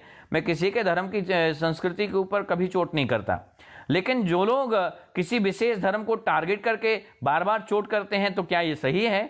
बिल्कुल सही नहीं है। इसलिए हम अपने धर्म में हैं, आप अपने धर्म में हैं, हम आपके धर्म का सम्मान करें, आप हमारे धर्म का सम्मान करें, तब तक तो बात ठीक है। लेकिन आप कहें कि हम बार बार हमले करते रहेंगे, आप चुपचाप सहते रहो, तो सहते जाएं, कब तक सहेंगे। तो अब्दुल जी आपको प्रणाम करता हूं। सिम्मी तिवारी जी आपका भी स्वागत है। शिवरन बख्शी जी, महाराज क्या लिखा है, चार्ज योर फोन, अच्छा चार्जिंग करना है फ़ोन, नहीं मेरा फ़ोन चार्ज है। और स्वामी जी, ऋषि नागर जी, माफ़ी चाहता हूँ लेट जुड़ने के लिए, बिल्कुल बिल्कुल आपका धन्यवाद है आप सभी का। वंदे मातरम नारायण जी, लाल यादव जी, अरविंद तिवारी जी, रमेश जी, रमेश पांडे जी, जगदीश चंद जी, और हमारे जितने भी लोग हैं जिनको हम नहीं ले पाए जिनके कमेंट, आनंद कौशरे श्रीवास्तव, जय श्री राम, लक्ष्मी नारायण पांडे और चंद्र प्रकाश पाल जी, जगदीश जी और रिंपू शर्मा जी, वंदे मातरम, राजकुमार सोनी जी और मुल्ला मुक्त भारत इस्लाम जी, बिल्कुल मैं क्या बोलूं, रमेश पांडे जी और कृष्णा रावत जी, नीतेश चौधरी जी, मनदीप मिश्रा जी, नारायण सेन जी, गोपाल यादव जी, भवानी सिंह जी, वंदे मातरम, नीलेश कटारिया जी, विनीत चंद जी और हमारे रमेश दावी जी और हमारे BL तिवारी जी और बीठी कृष्णा दास जी, विनीत चंद जी, अनीश तिवारी जी, जग्गू सिंह, जयश्राम, वंदे मातरम। तो थोड़ा सा विषय शेष है, मैं आप लोगों के बीच में रख देता हूँ। चेतन सिसोदिया जी, गुरु जी के चरणों में कोटि कोटि नमन। बिल्कुल भैया, मैं भी प्रणाम कर रहा हूँ आपको। वंदे मातरम जय श्री राम जरूर लिखिए, वंदे मातरम जय श्री राम लिखना ही है, और वंदे मातरम जय श्री राम लिखते जाइए, भारत माता की जय करते जाइए, देखिए कितना मजा आता है। और लोगों को यही तो समस्या है। आप वंदे मातरम, जिनको समस्या ज्यादा हो ना देश से, जिनको लगे कि वंदे मातरम जय श्री राम ही समस्या है, तो आप ज्यादा बोलिए, आप उलझिए मत, आप सकारात्मक सोचिए। आपको वंदे मातरम जय श्री राम से जिनको समस्या है तो आप उनसे भी कहिए, आप भी भारत का बंधन कर सकते हैं, आप भी भारत की परंपराओं का निर्वहन कर सकते हैं, आप भी भारत में रहते ही हैं। तो आपको याद दिलाना चाहता हूं कि हमारे देश ने विश्व को न जाने क्या क्या दिया है, और जब मैकाले आया तो मैकाले ने सबसे पहले हमारी जातियों को तोड़ा, और अंग्रेजों ने एक बिल लाया, अंग्रेजों ने एक कानून बनाया, और उस अंग्रेजी कानून को हम इंग्लैंड क्या कहते हैं, उस कानून को जब अंग्रेजों ने बनाया तो सबसे पहला यही विषय रखा, इंडियन एजुकेशन एक्ट। हाँ, इंडियन एजुकेशन जो एक्ट उन्होंने लागू किया, तो सबसे पहली प्राथमिकता थी कि पहले किसी गद्दार को खोजा जाए, जो गद्दार अपने भारत में क्रिश्चियनरी खुलवा सके, अपने भारत में जो है क्रिश्चियन स्कूल खुलवा सके। तो ऐसे गद्दार उस समय के राजा राम मोहन राय, सभी ने पढ़ा होगा, तो राजा राम मोहन राय को मैकाले ने कहा कि आप गांव गांव जाइए और लोगों से कहिए कि अपने बच्चों को भेजें, लोगों से कहिए कि टाई लगाइए, लोगों से कहिए कि आप अपने बच्चों को अच्छी शिक्षा दीजिए, लोगों से कहिए कि आप जो है 1890 के भारत में हैं, कहाँ पुराने भारत की बात कर रहे हैं आप लोग। अपने बच्चों को अंग्रेजी की शिक्षा दीजिए और उनको आगे बढ़ाइए, और अगर आगे नहीं बढ़ेंगे तो ये सिर्फ ऐसे ही हल जोतते रहेंगे और भारत में तो कुछ है नहीं। तो यार राजा राम मोहन राय गांव गांव जाते हैं, गांव गांव समझाते हैं लोगों को, और गांव गांव में कहते हैं कि मैकाले की शिक्षा को पढ़िए, अंग्रेजी की शिक्षा को पढ़िए, टाई लगाइए, जूते पहनिए और लंबी लंबी फीस दीजिए। तो गांव वालों ने उसी समय राजा राम मोहन राय का बहिष्कार किया, और कई कई जगह तो राजा राम मोहन को पिटना भी पड़ा। मैकाले को बड़ा लंबा जद्दोजहद करना पड़ा, लेकिन इंडियन एजुकेशन जो लागू करना था वो लागू करने में बड़ी समस्या हुई। तो बहुत लंबे समय के बाद जब वो शिक्षा के ऊपर चोट ना कर सका तो भाषा के ऊपर उसने चोट की, और हमें भाषा में बताया कि तुम्हारी भाषा में गर्व करने वाली कोई बात नहीं है। हमारी भाषा अंग्रेजियत जो है, हमारी भाषा अंग्रेजी में बड़ा गर्व करने वाली बातें हैं, और बार बार किसी झूठ को बोला जाए तो कुछ दिनों के बाद वो बात सत्य हो जाती है। तो बार बार उसने जानबूझ के बुलवाया कि अंग्रेजी महान है, अंग्रेजी को तो सारा विश्व पढ़ता है, अंग्रेजी तो ऐसी भाषा है जो सारे लोग समझते हैं, अंग्रेजी तो ऐसी भाषा है जो विकास कर सकती है। और अंग्रेजी के खुद के कोई शब्द नहीं हैं, जर्मनी से लिए हैं, कुछ फ्रांस से लिए हैं, कुछ नामीबिया से लिए हैं, कुछ इंग्लैंड से लिए हैं, और सब मिला जुला करके अंग्रेजी बना दी। फ्रांस से फ्रेंच कुछ उठा लिए हैं, इटली से भी ले लिए हैं। तो सारे शब्द अंग्रेजी के नहीं हैं, उधार के लिए हुए कुछ वही करीब 4,000 या 12,000 के आसपास शब्द हैं अंग्रेजी के। तो 12,000 शब्दों वाली अंग्रेजी जिनके पास अपनी कोई पहचान नहीं। एक बार बोल दिया अंकल, एक शब्द है अंकल अंग्रेजी का, तो अंकल बोला, उसी में चाची हो गई, उसी में मौसी हो गई, उसी में बुआ हो गई, उसी में मामी हो गई। अब पता ही नहीं मामी में और चाची में कितना अंतर है, अपने यहाँ हिंदुत्व के रिश्तों में कितना अंतर है मामी और चाची में। हम अगर मामी कहते हैं पता चलता है कि हमारे मामा जी की पत्नी है मामी। चाची कहते हैं पता चलता है कि हमारे पिताजी के भाई की धर्मपत्नी चाची, पता चलता है। मामी में चाची में कितना अंतर है। मामी को मामी कहते हैं, चाची को चाची कहते हैं, मौसी को मौसी कहते हैं। लेकिन अंग्रेजियत के पास ले दे करके आंटी शब्द था, उसी में चाहे मौसी समझ लो, उसी में मामी समझ लो, उसी में बुआ समझ लो और उसी में चाची समझ लो, है हमारे पास आंटी। एक ले दे के शब्द है अंकल, उसी में फूफा जी, उसी में मामा जी, उसी में मौसा जी, उसी में चाचा जी, सब अंकल में हो गए। अब ना ये पता कि कौन से चाचा जी हैं, ना पता मौसा जी हैं, ना पता मामा जी हैं। तो हमारा भारत धनाढ्य भारत था जिसने विश्व भर को प्लेन बनाना सिखाया, उद्योग चलाना सिखाया, जिस हिंदुस्तान ने, जिस भारत ने सारे देश को बोलना सिखाया। और बोलने से ज्यादा कठिन है लिखना। जो देवनागरी लिपि है जो भारत ने दी है, जो आज लिख रहे हैं सारे विश्व के लोग, हमारे भारत को गर्व करना चाहिए, गौरव करना चाहिए कि हमारा भारत ही है जो सारे विश्व को कुछ ना कुछ देता है। लेकिन हम लोग कहते हैं जो खंड कह देंगे। तो अंग्रेजों ने जो हमारे ऊपर गर्व करने वाली बातें हैं उनको ऐसे ही बता दिया, अरे ये तो कर्म कांड है, ये तो गहरी चीजें नहीं हैं, ये तो सपेरों की बातें हैं, ये तो कमजोर चीजें हैं। तो ये जो गर्व करने वाली बातें भारत में थी, तो बार बार दुष्प्रचार करके ये बताते रहे इस पे गर्व नहीं किया जा सकता, इस पे तो कुछ लिखने की जरूरत ही नहीं है। अगर पढ़ना है तो अंग्रेजी पढ़ो, पढ़ना है तो अंग्रेजी को सीखो। और क्रिश्चियन स्कूल जो खोले गए, तो जो क्रिश्नरी है, तो इंग्लैंड की जो क्रिश्नरी है या यूरोप देशों में जो क्रिश्नरी बनाई गई है, तो वहां अपाहिज या विकलांग लोगों के लिए बनाया गया था। और अगर सीधी भाषा में कहें तो क्रिश्चियन स्कूल जो यूरोप जैसे देशों में खोले गए थे, वो सिर्फ इसलिए खोले गए थे कि जो लोग बच्चे पैदा करके ना बाप का पता ना माँ का पता, और उन बच्चों को चर्च के सामने छोड़ जाते थे, तो उन बच्चों के खाने पीने रुकने की सारी व्यवस्था उसी चर्च के द्वारा की जाती थी। और उसी चर्च में पढ़ने वाले बच्चे क्रिश्चियन स्कूल की शिक्षा को मानते थे। वही क्रिश्नरी थी और वही क्रिश्चियन स्कूल है। लेकिन हमारे यहाँ लंबी लंबी फीसें भर के हम वही अधकुचरी भाषा को, आदि कटी हुई भाषा को, खंडित भाषा को लेकर के अपने आप को बड़ा गौरवान्वित महसूस करते हैं। जिस भाषा का अपना कोई आधार नहीं, जिस भाषा का अपना कोई अस्तित्व नहीं, उस भाषा को बोलने वाले कुछ पढ़े लिखे मूर्ख जब बार बार अंग्रेजी बोलते हैं और कहते हैं हम पढ़े लिखे लोग हैं।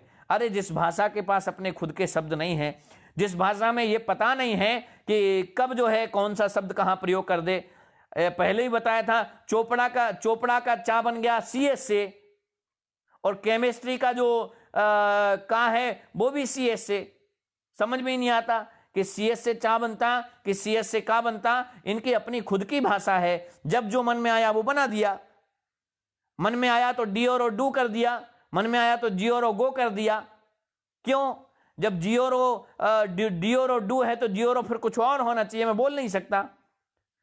ब्यूटी बट हुआ तो प्यूटी पुट क्यों हुआ?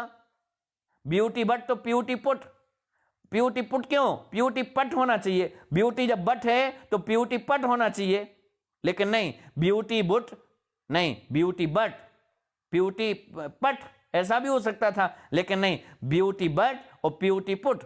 मतलब जब जो मन में आया वो हमने सेट कर लिया। अंग्रेजों का कोई आधार नहीं, अंग्रेजों की अपनी कोई भाषा नहीं। और जो लोग कहते हैं अंतरराष्ट्रीय भाषा है, तो आप उठा लीजिए, जर्मनी वाले जर्मनीज बोलते, जापानीज बोलते, फ्रांस वाले फ्रेंच बोलते, और चीन वाले चाइनीज बोलते, अफ्रीका वाले अफ्रीकन बोलते, या जितने भी देश हैं अधिकांश देशों की भाषा खुद की है।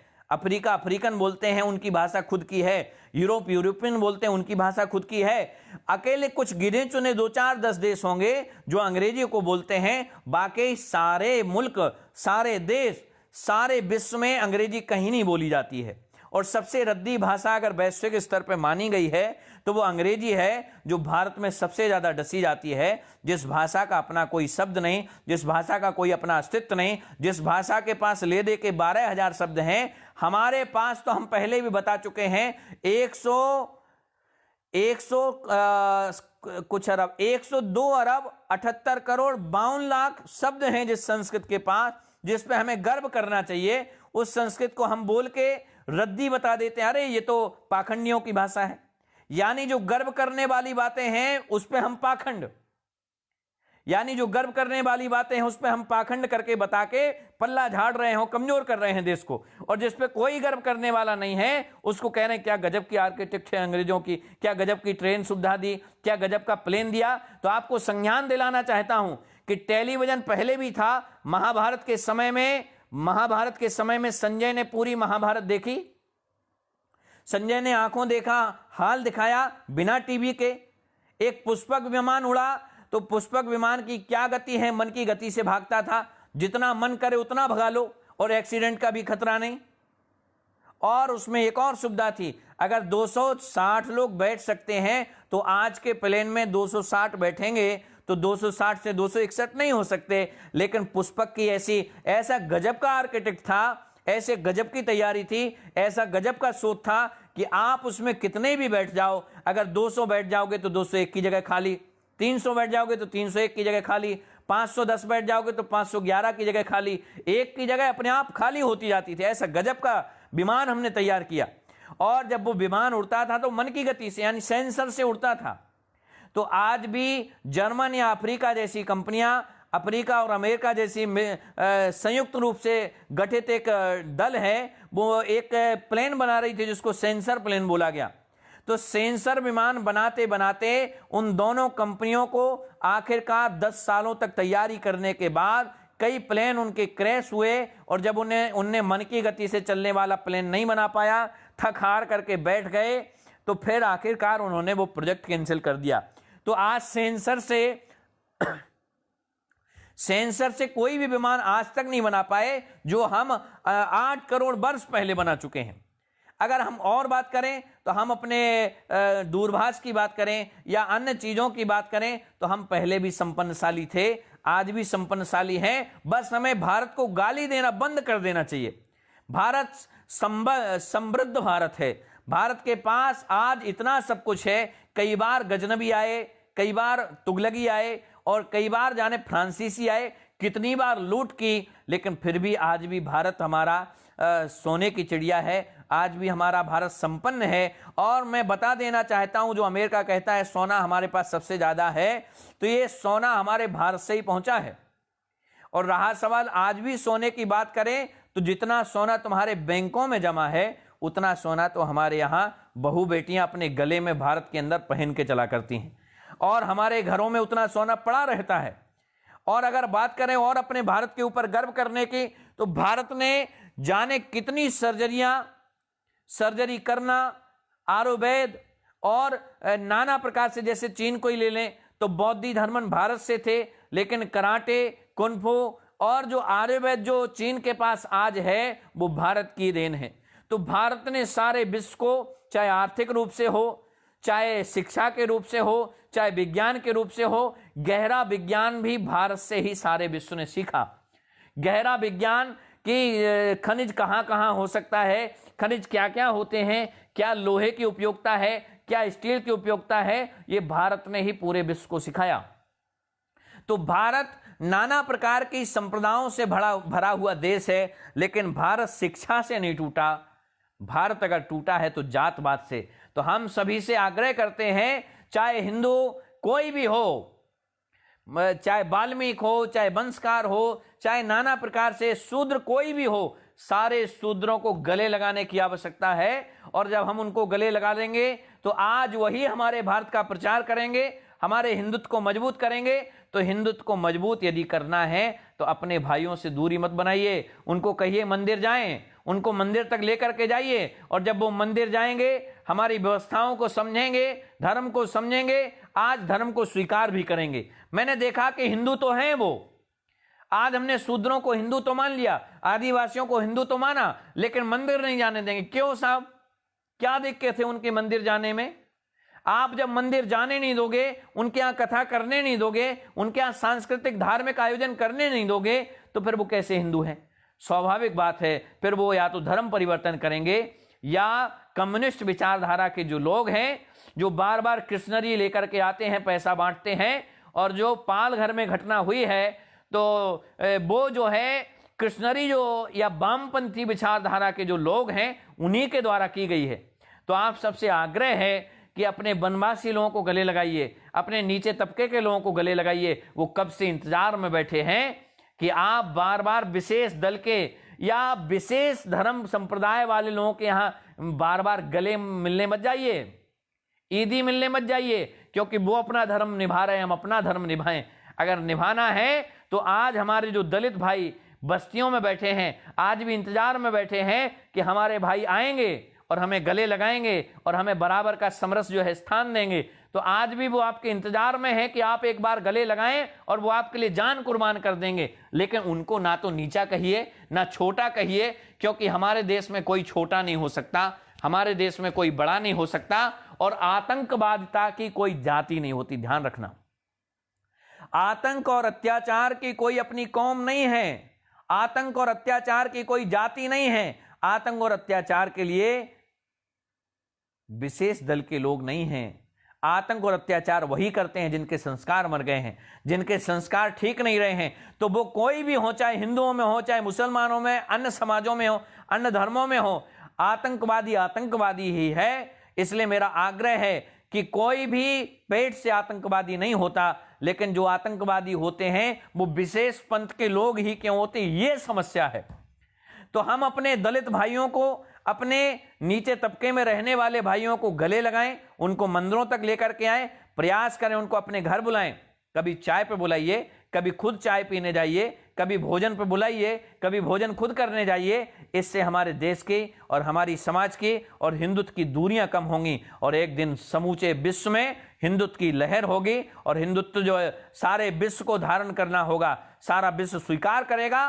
और हिंदुत्व की जो विशेष विचारधारा योग थी, आज सारे विश्व ने स्वीकार कर लिया, क्योंकि योग ही है जो निरोग कर सकता है। तो हमारे हिंदुत्व की परंपरा में योग जैसी कितनी चीजें हैं जो हमें सिर्फ बताने की आवश्यकता है। आप अपने हिंदुत्व के ऊपर कमजोरी के साथ या वेदों के ऊपर, वेदों की ऋचाओं के ऊपर, ऐसा नहीं कि वेदों की ऋचाओं में क्षमता नहीं है, वेदों की ऋचाओं में अपार क्षमताएं हैं। इसलिए आप वेदों के ऊपर शर्म ना करें, आप अपनी पद्धतियों के ऊपर शर्म ना करें, अपने पहनावे के ऊपर शर्म ना करें, अपने खान पान के ऊपर शर्म ना करें, अपने खान पान के ऊपर गर्व करें। अंग्रेजों के पास ले दे करके सड़ा हुआ आटा, सड़े हुए आटे की चाहे डबल रोटी बना लो, चाहे उसी का हॉट डॉग बना लो, चाहे उसी का कूल डॉग बना लो, चाहे उसी में प्याज रख के खा लो, चाहे उसी में आलू रख के खा लो, है उनके यहाँ खाने के लिए सड़ी हुई रोटी। हमारे यहाँ तो ताजा आटा छनता है, ताजा आटा बनता है, ताजे वो आटे की रोटी खाते हैं। तो हमारे यहाँ पर्यावरण शुद्ध है, पर्यावरण पे गर्व करिए। हमारे यहाँ मानसून शुद्ध है, मानसून पे गर्व करिए, क्योंकि जिनके यहाँ मानसून का ही नहीं पता कब बर्फ पड़ने लग जाए, कब गर्मी आ जाए। लेकिन हमारे यहाँ तो फिक्स है कि गर्मी के समय पे सिर्फ गर्मी आएगी, बरसात के समय पे सिर्फ बरसात आएगी, सर्दियों के समय पे सिर्फ सर्दी आएगी।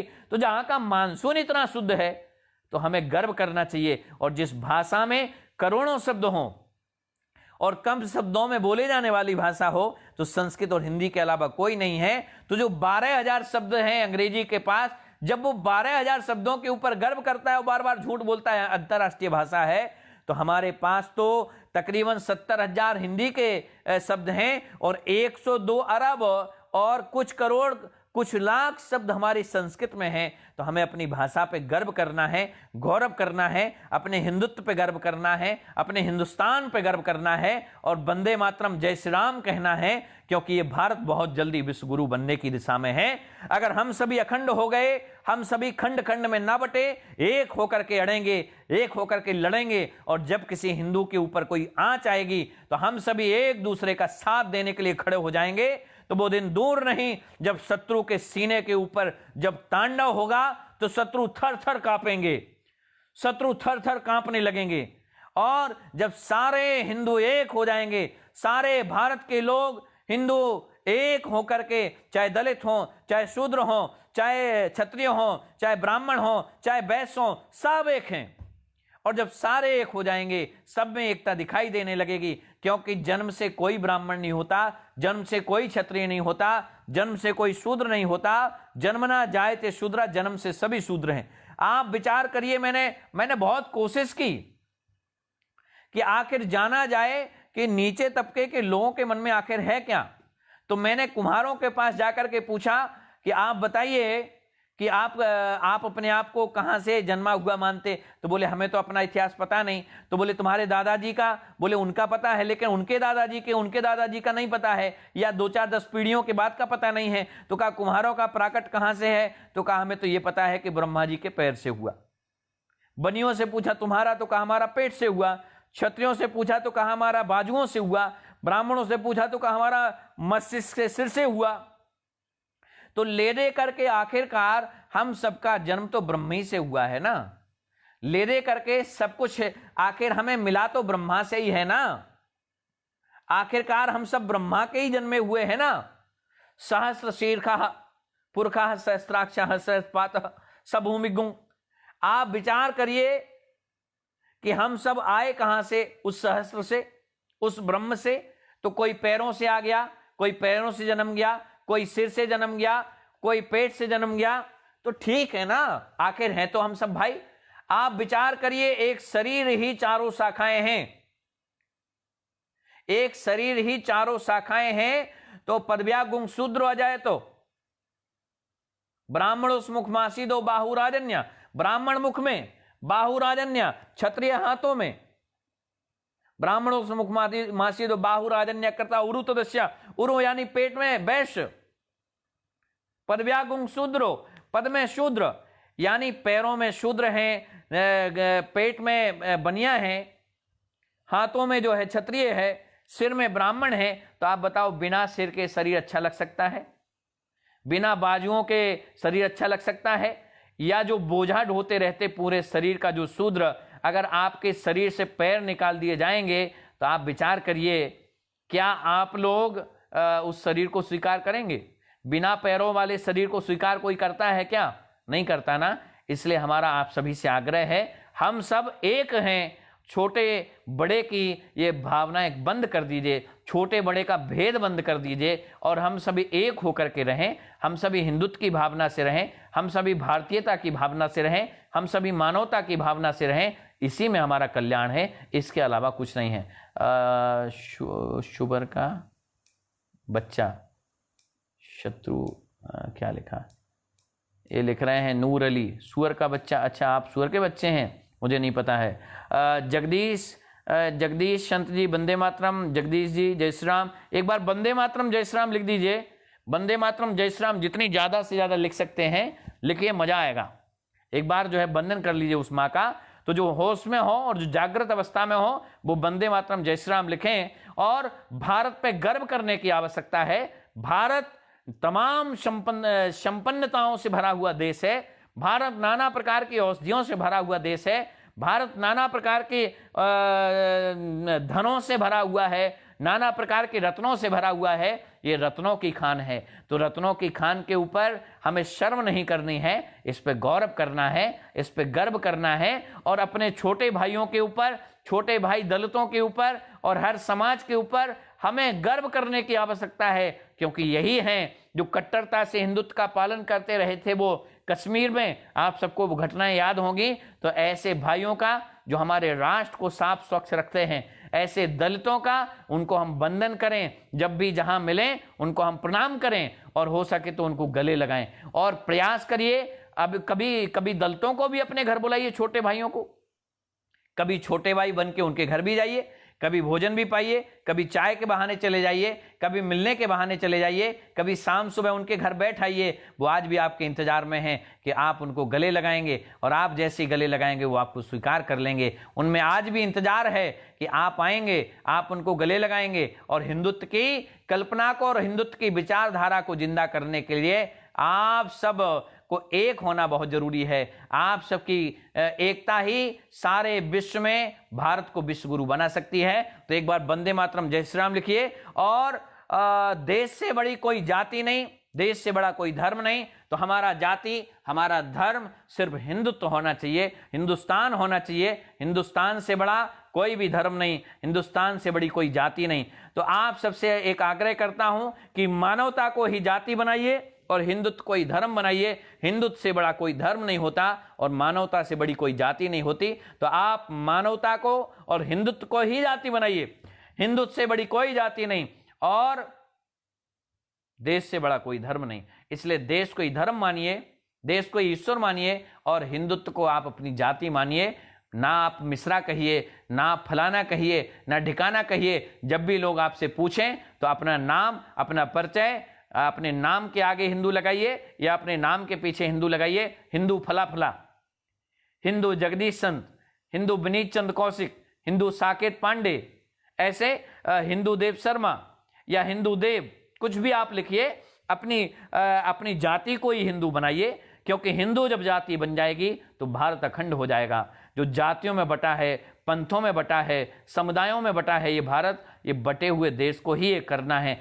खंड खंड भारत को ही अखंड करने की प्रतिज्ञा है।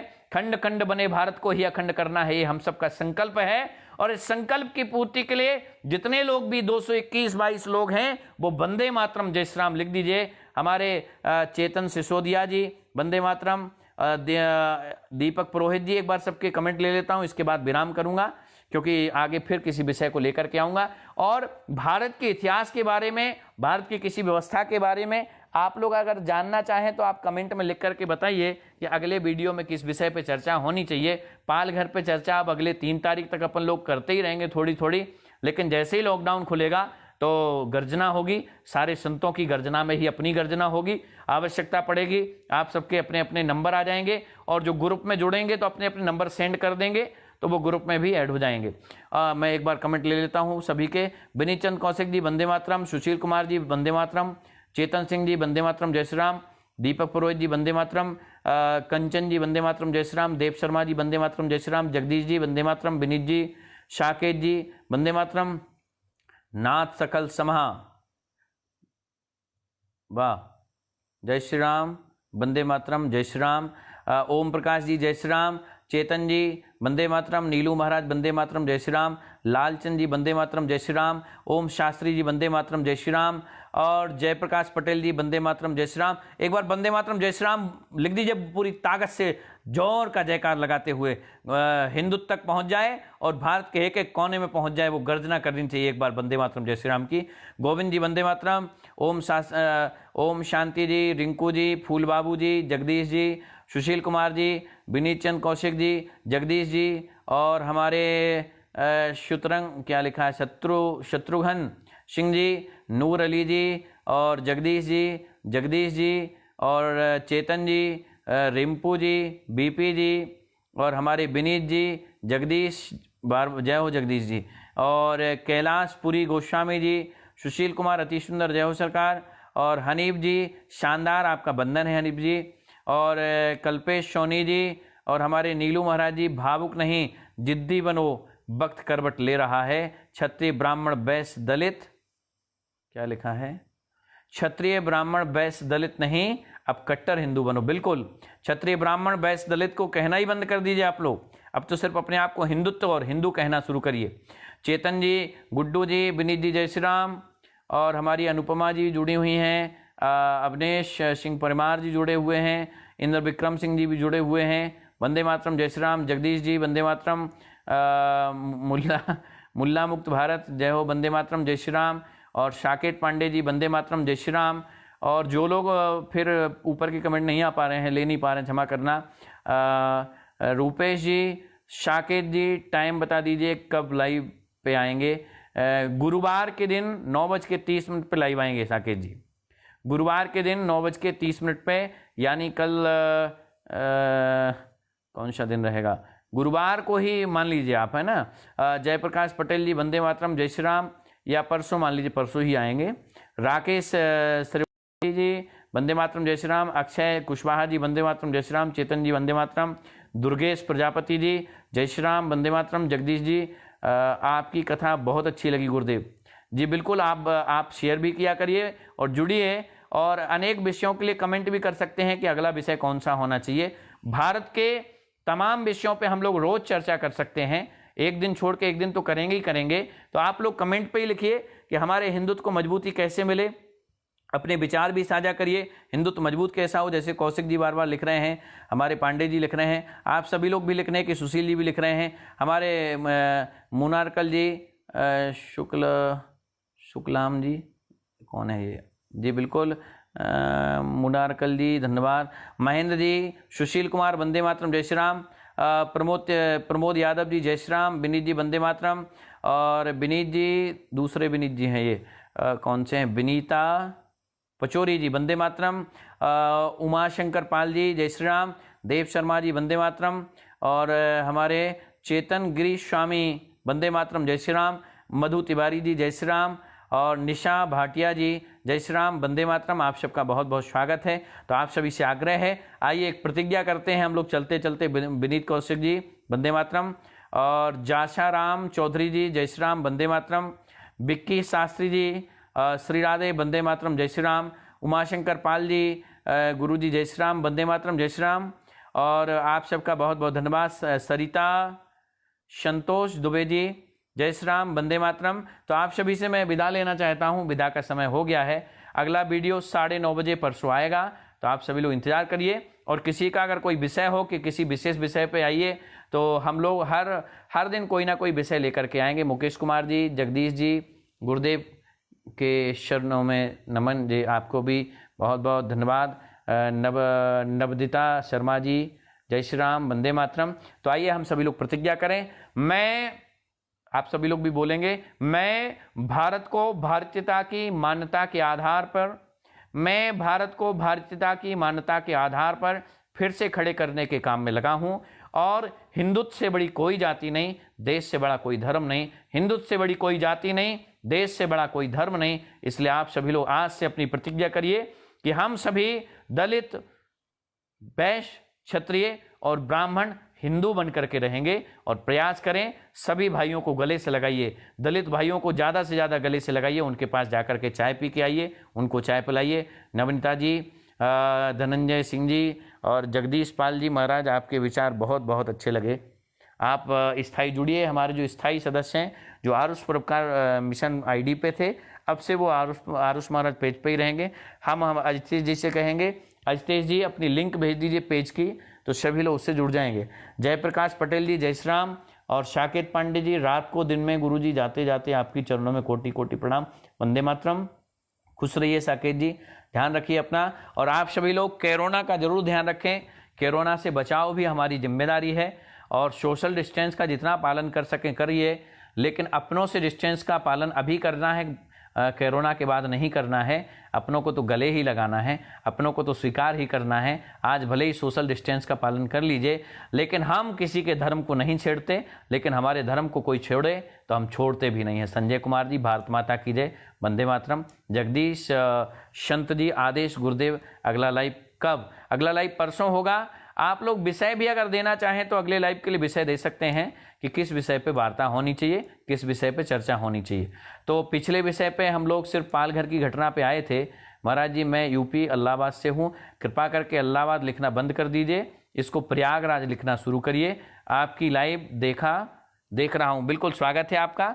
तो इलाहाबाद को आप लोग कभी भी इलाहाबाद मत कहिए, अब प्रयागराज हो गया। पहले भी प्रयागराज था, बीच में कुछ इलाहाबाद हो गया था, अब पुनः फिर से जो है प्रयागराज हो गया। मोहन शुक्ला जी जय श्री राम, वंदे मातरम। आप सबका बहुत बहुत स्वागत है, और आप सबकी सेवा में निरंतर अर्पित रहूँगा, निरंतर समर्पित रहूँगा, अंतिम सांस तक आप सबके लिए लड़ता रहूँगा, आप सबको जगाता रहूँगा। कुछ मैं जगाऊँ, कुछ आप जगाओ, थोड़ा एक कदम मैं भी चलूँ, एक कदम आप भी चलें। सारी धरा भी साथ दे तो कोई और बात है, और आप लोग जरा भी साथ दें तो कोई और बात है। और चलने को तो एक कदम से भी पर्वत चढ़ सकते थे हम, लेकिन दूजा भी साथ दे तो कोई और बात है। तो आप सभी, जिसमें तेरी रजा, जिसमें आप सबकी रजा, उसमें मेरी भी रजा है, और हमारी भी वाह है, और हिंदुत्व की भी वाह है। तो आप हिंदुत्व के लिए आप सभी अपने छोटे भाइयों को हृदय से लगाइए। हमारे निहाल कनौजिया जी जय श्री राम, लोकेश गोस्वामी जी जय हो, विजय पंडित जी प्रणाम कर रहा हूँ, वंदे मातरम। लोकेश गोस्वामी जी राम राम जी, वंदे मातरम, जय श्री राम। तो आप सभी हमें विदा दीजिए, और वंदे मातरम जय श्री राम लिखिए। और विदा के साथ इसको जितना हो सके, जिन लोगों को महाराज जी के साथ व्हाट्सएप पर जुड़ना है, एक लिंक नीचे आ गई है एचटीएस जी के द्वारा। लोकेश गोस्वामी सहारनपुर जी, लोकेश जी आपका स्वागत है, सहारनपुर बहुत जल्दी आएंगे। और महेंद्र बापू पुरानी जी जय श्री राम। प्रयागराज, बिल्कुल प्रयागराज, बिल्कुल बिल्कुल प्रयागराज की जय, वंदे मातरम, प्रयागराज तीर्थ की जय हो। और विनीत चंद कौशिक जी जय हो महाराज जी कि मैं थाईलैंड में हूँ, गोरखपुर से हूँ। बिल्कुल विनीत जी, आप थाईलैंड में हो लेकिन भारत की सुगंध आपको वहाँ भी मिल रही होगी। नीलू महाराज जी के चरणों में प्रणाम समर्पित, बिल्कुल आपको भी धन्यवाद, प्रणाम करता हूँ आपको। पंडित जी आज आपने कॉल नहीं किया जी, बिल्कुल क्षमा करें, लेकिन मैंने सूचना की थी एक पोस्टर के माध्यम से। लोकेश जी आपको भी जय श्री राम, वंदे मातरम। विनीत चंद जी वंदे मातरम, जय श्री राम। और मदन जी कहाँ से हैं? मदन बुंदेर बलसार, जय श्री राम, वंदे मातरम। और अपने परिचय के लिए अपने कमेंट के नीचे अपने अपने स्थान का नाम जरूर लिख दें, कौन कहाँ से है। साकेत जी वंदे मातरम, जय श्री राम। आप सब हम अगले परसों के वीडियो में मिलेंगे। परसों बहुत शीघ्र नए विषयों पे हम लोग वीडियो लेकर के आएंगे। जय श्री राम, वंदे मातरम, कोटि कोटि वंदन, आपका वंदन है, प्रणाम है। कमलेश पटेल जी जय श्री राम। अब हम बस विदा लेंगे और जय श्री राम, वंदे मातरम जरूर बोल देंगे एक बार। और फिर हम आपको कह देते हैं कि आज से हमारा धर्म हिंदू है और हमारी जाति हिंदू है, और अगर सेवा है, भगवान कोई है तो वो हमारी भारत माँ है, हमारा देश है। तो हम देश की ही पूजा करेंगे और हिंदुत्व की ही पूजा करेंगे, और हिंदुत्व ही हमारी जाति है, देश ही हमारी पूजा है। तो हिंदुत्व आज से हमारा जाति हुआ और देश हमारी पूजा हुआ। तो आज से हम स्वीकार करें और भारत को भारतीयता की मान्यताओं के आधार पर फिर से खड़ा करें। तो भारत पे शर्म नहीं, भारत पे गर्व करिए, भारत पे गौरव करने की आवश्यकता है। और अपने सभी भाइयों को, चाहे वो कायस्थ हों, चाहे क्षत्रिय हों, चाहे ब्राह्मण हों, चाहे शूद्र हों, सब हिंदू हैं आखिरकार, तो सभी को गले लगाइए। वंदे मातरम, जय श्री राम। महेंद्र जी, जयपाल जी, और आप सबका क्या है, बीरेंद्र पटियाल जी, रामानंद मिश्रा जी, वंदे मातरम, जय श्री राम। विजय जी जय जय श्री राम।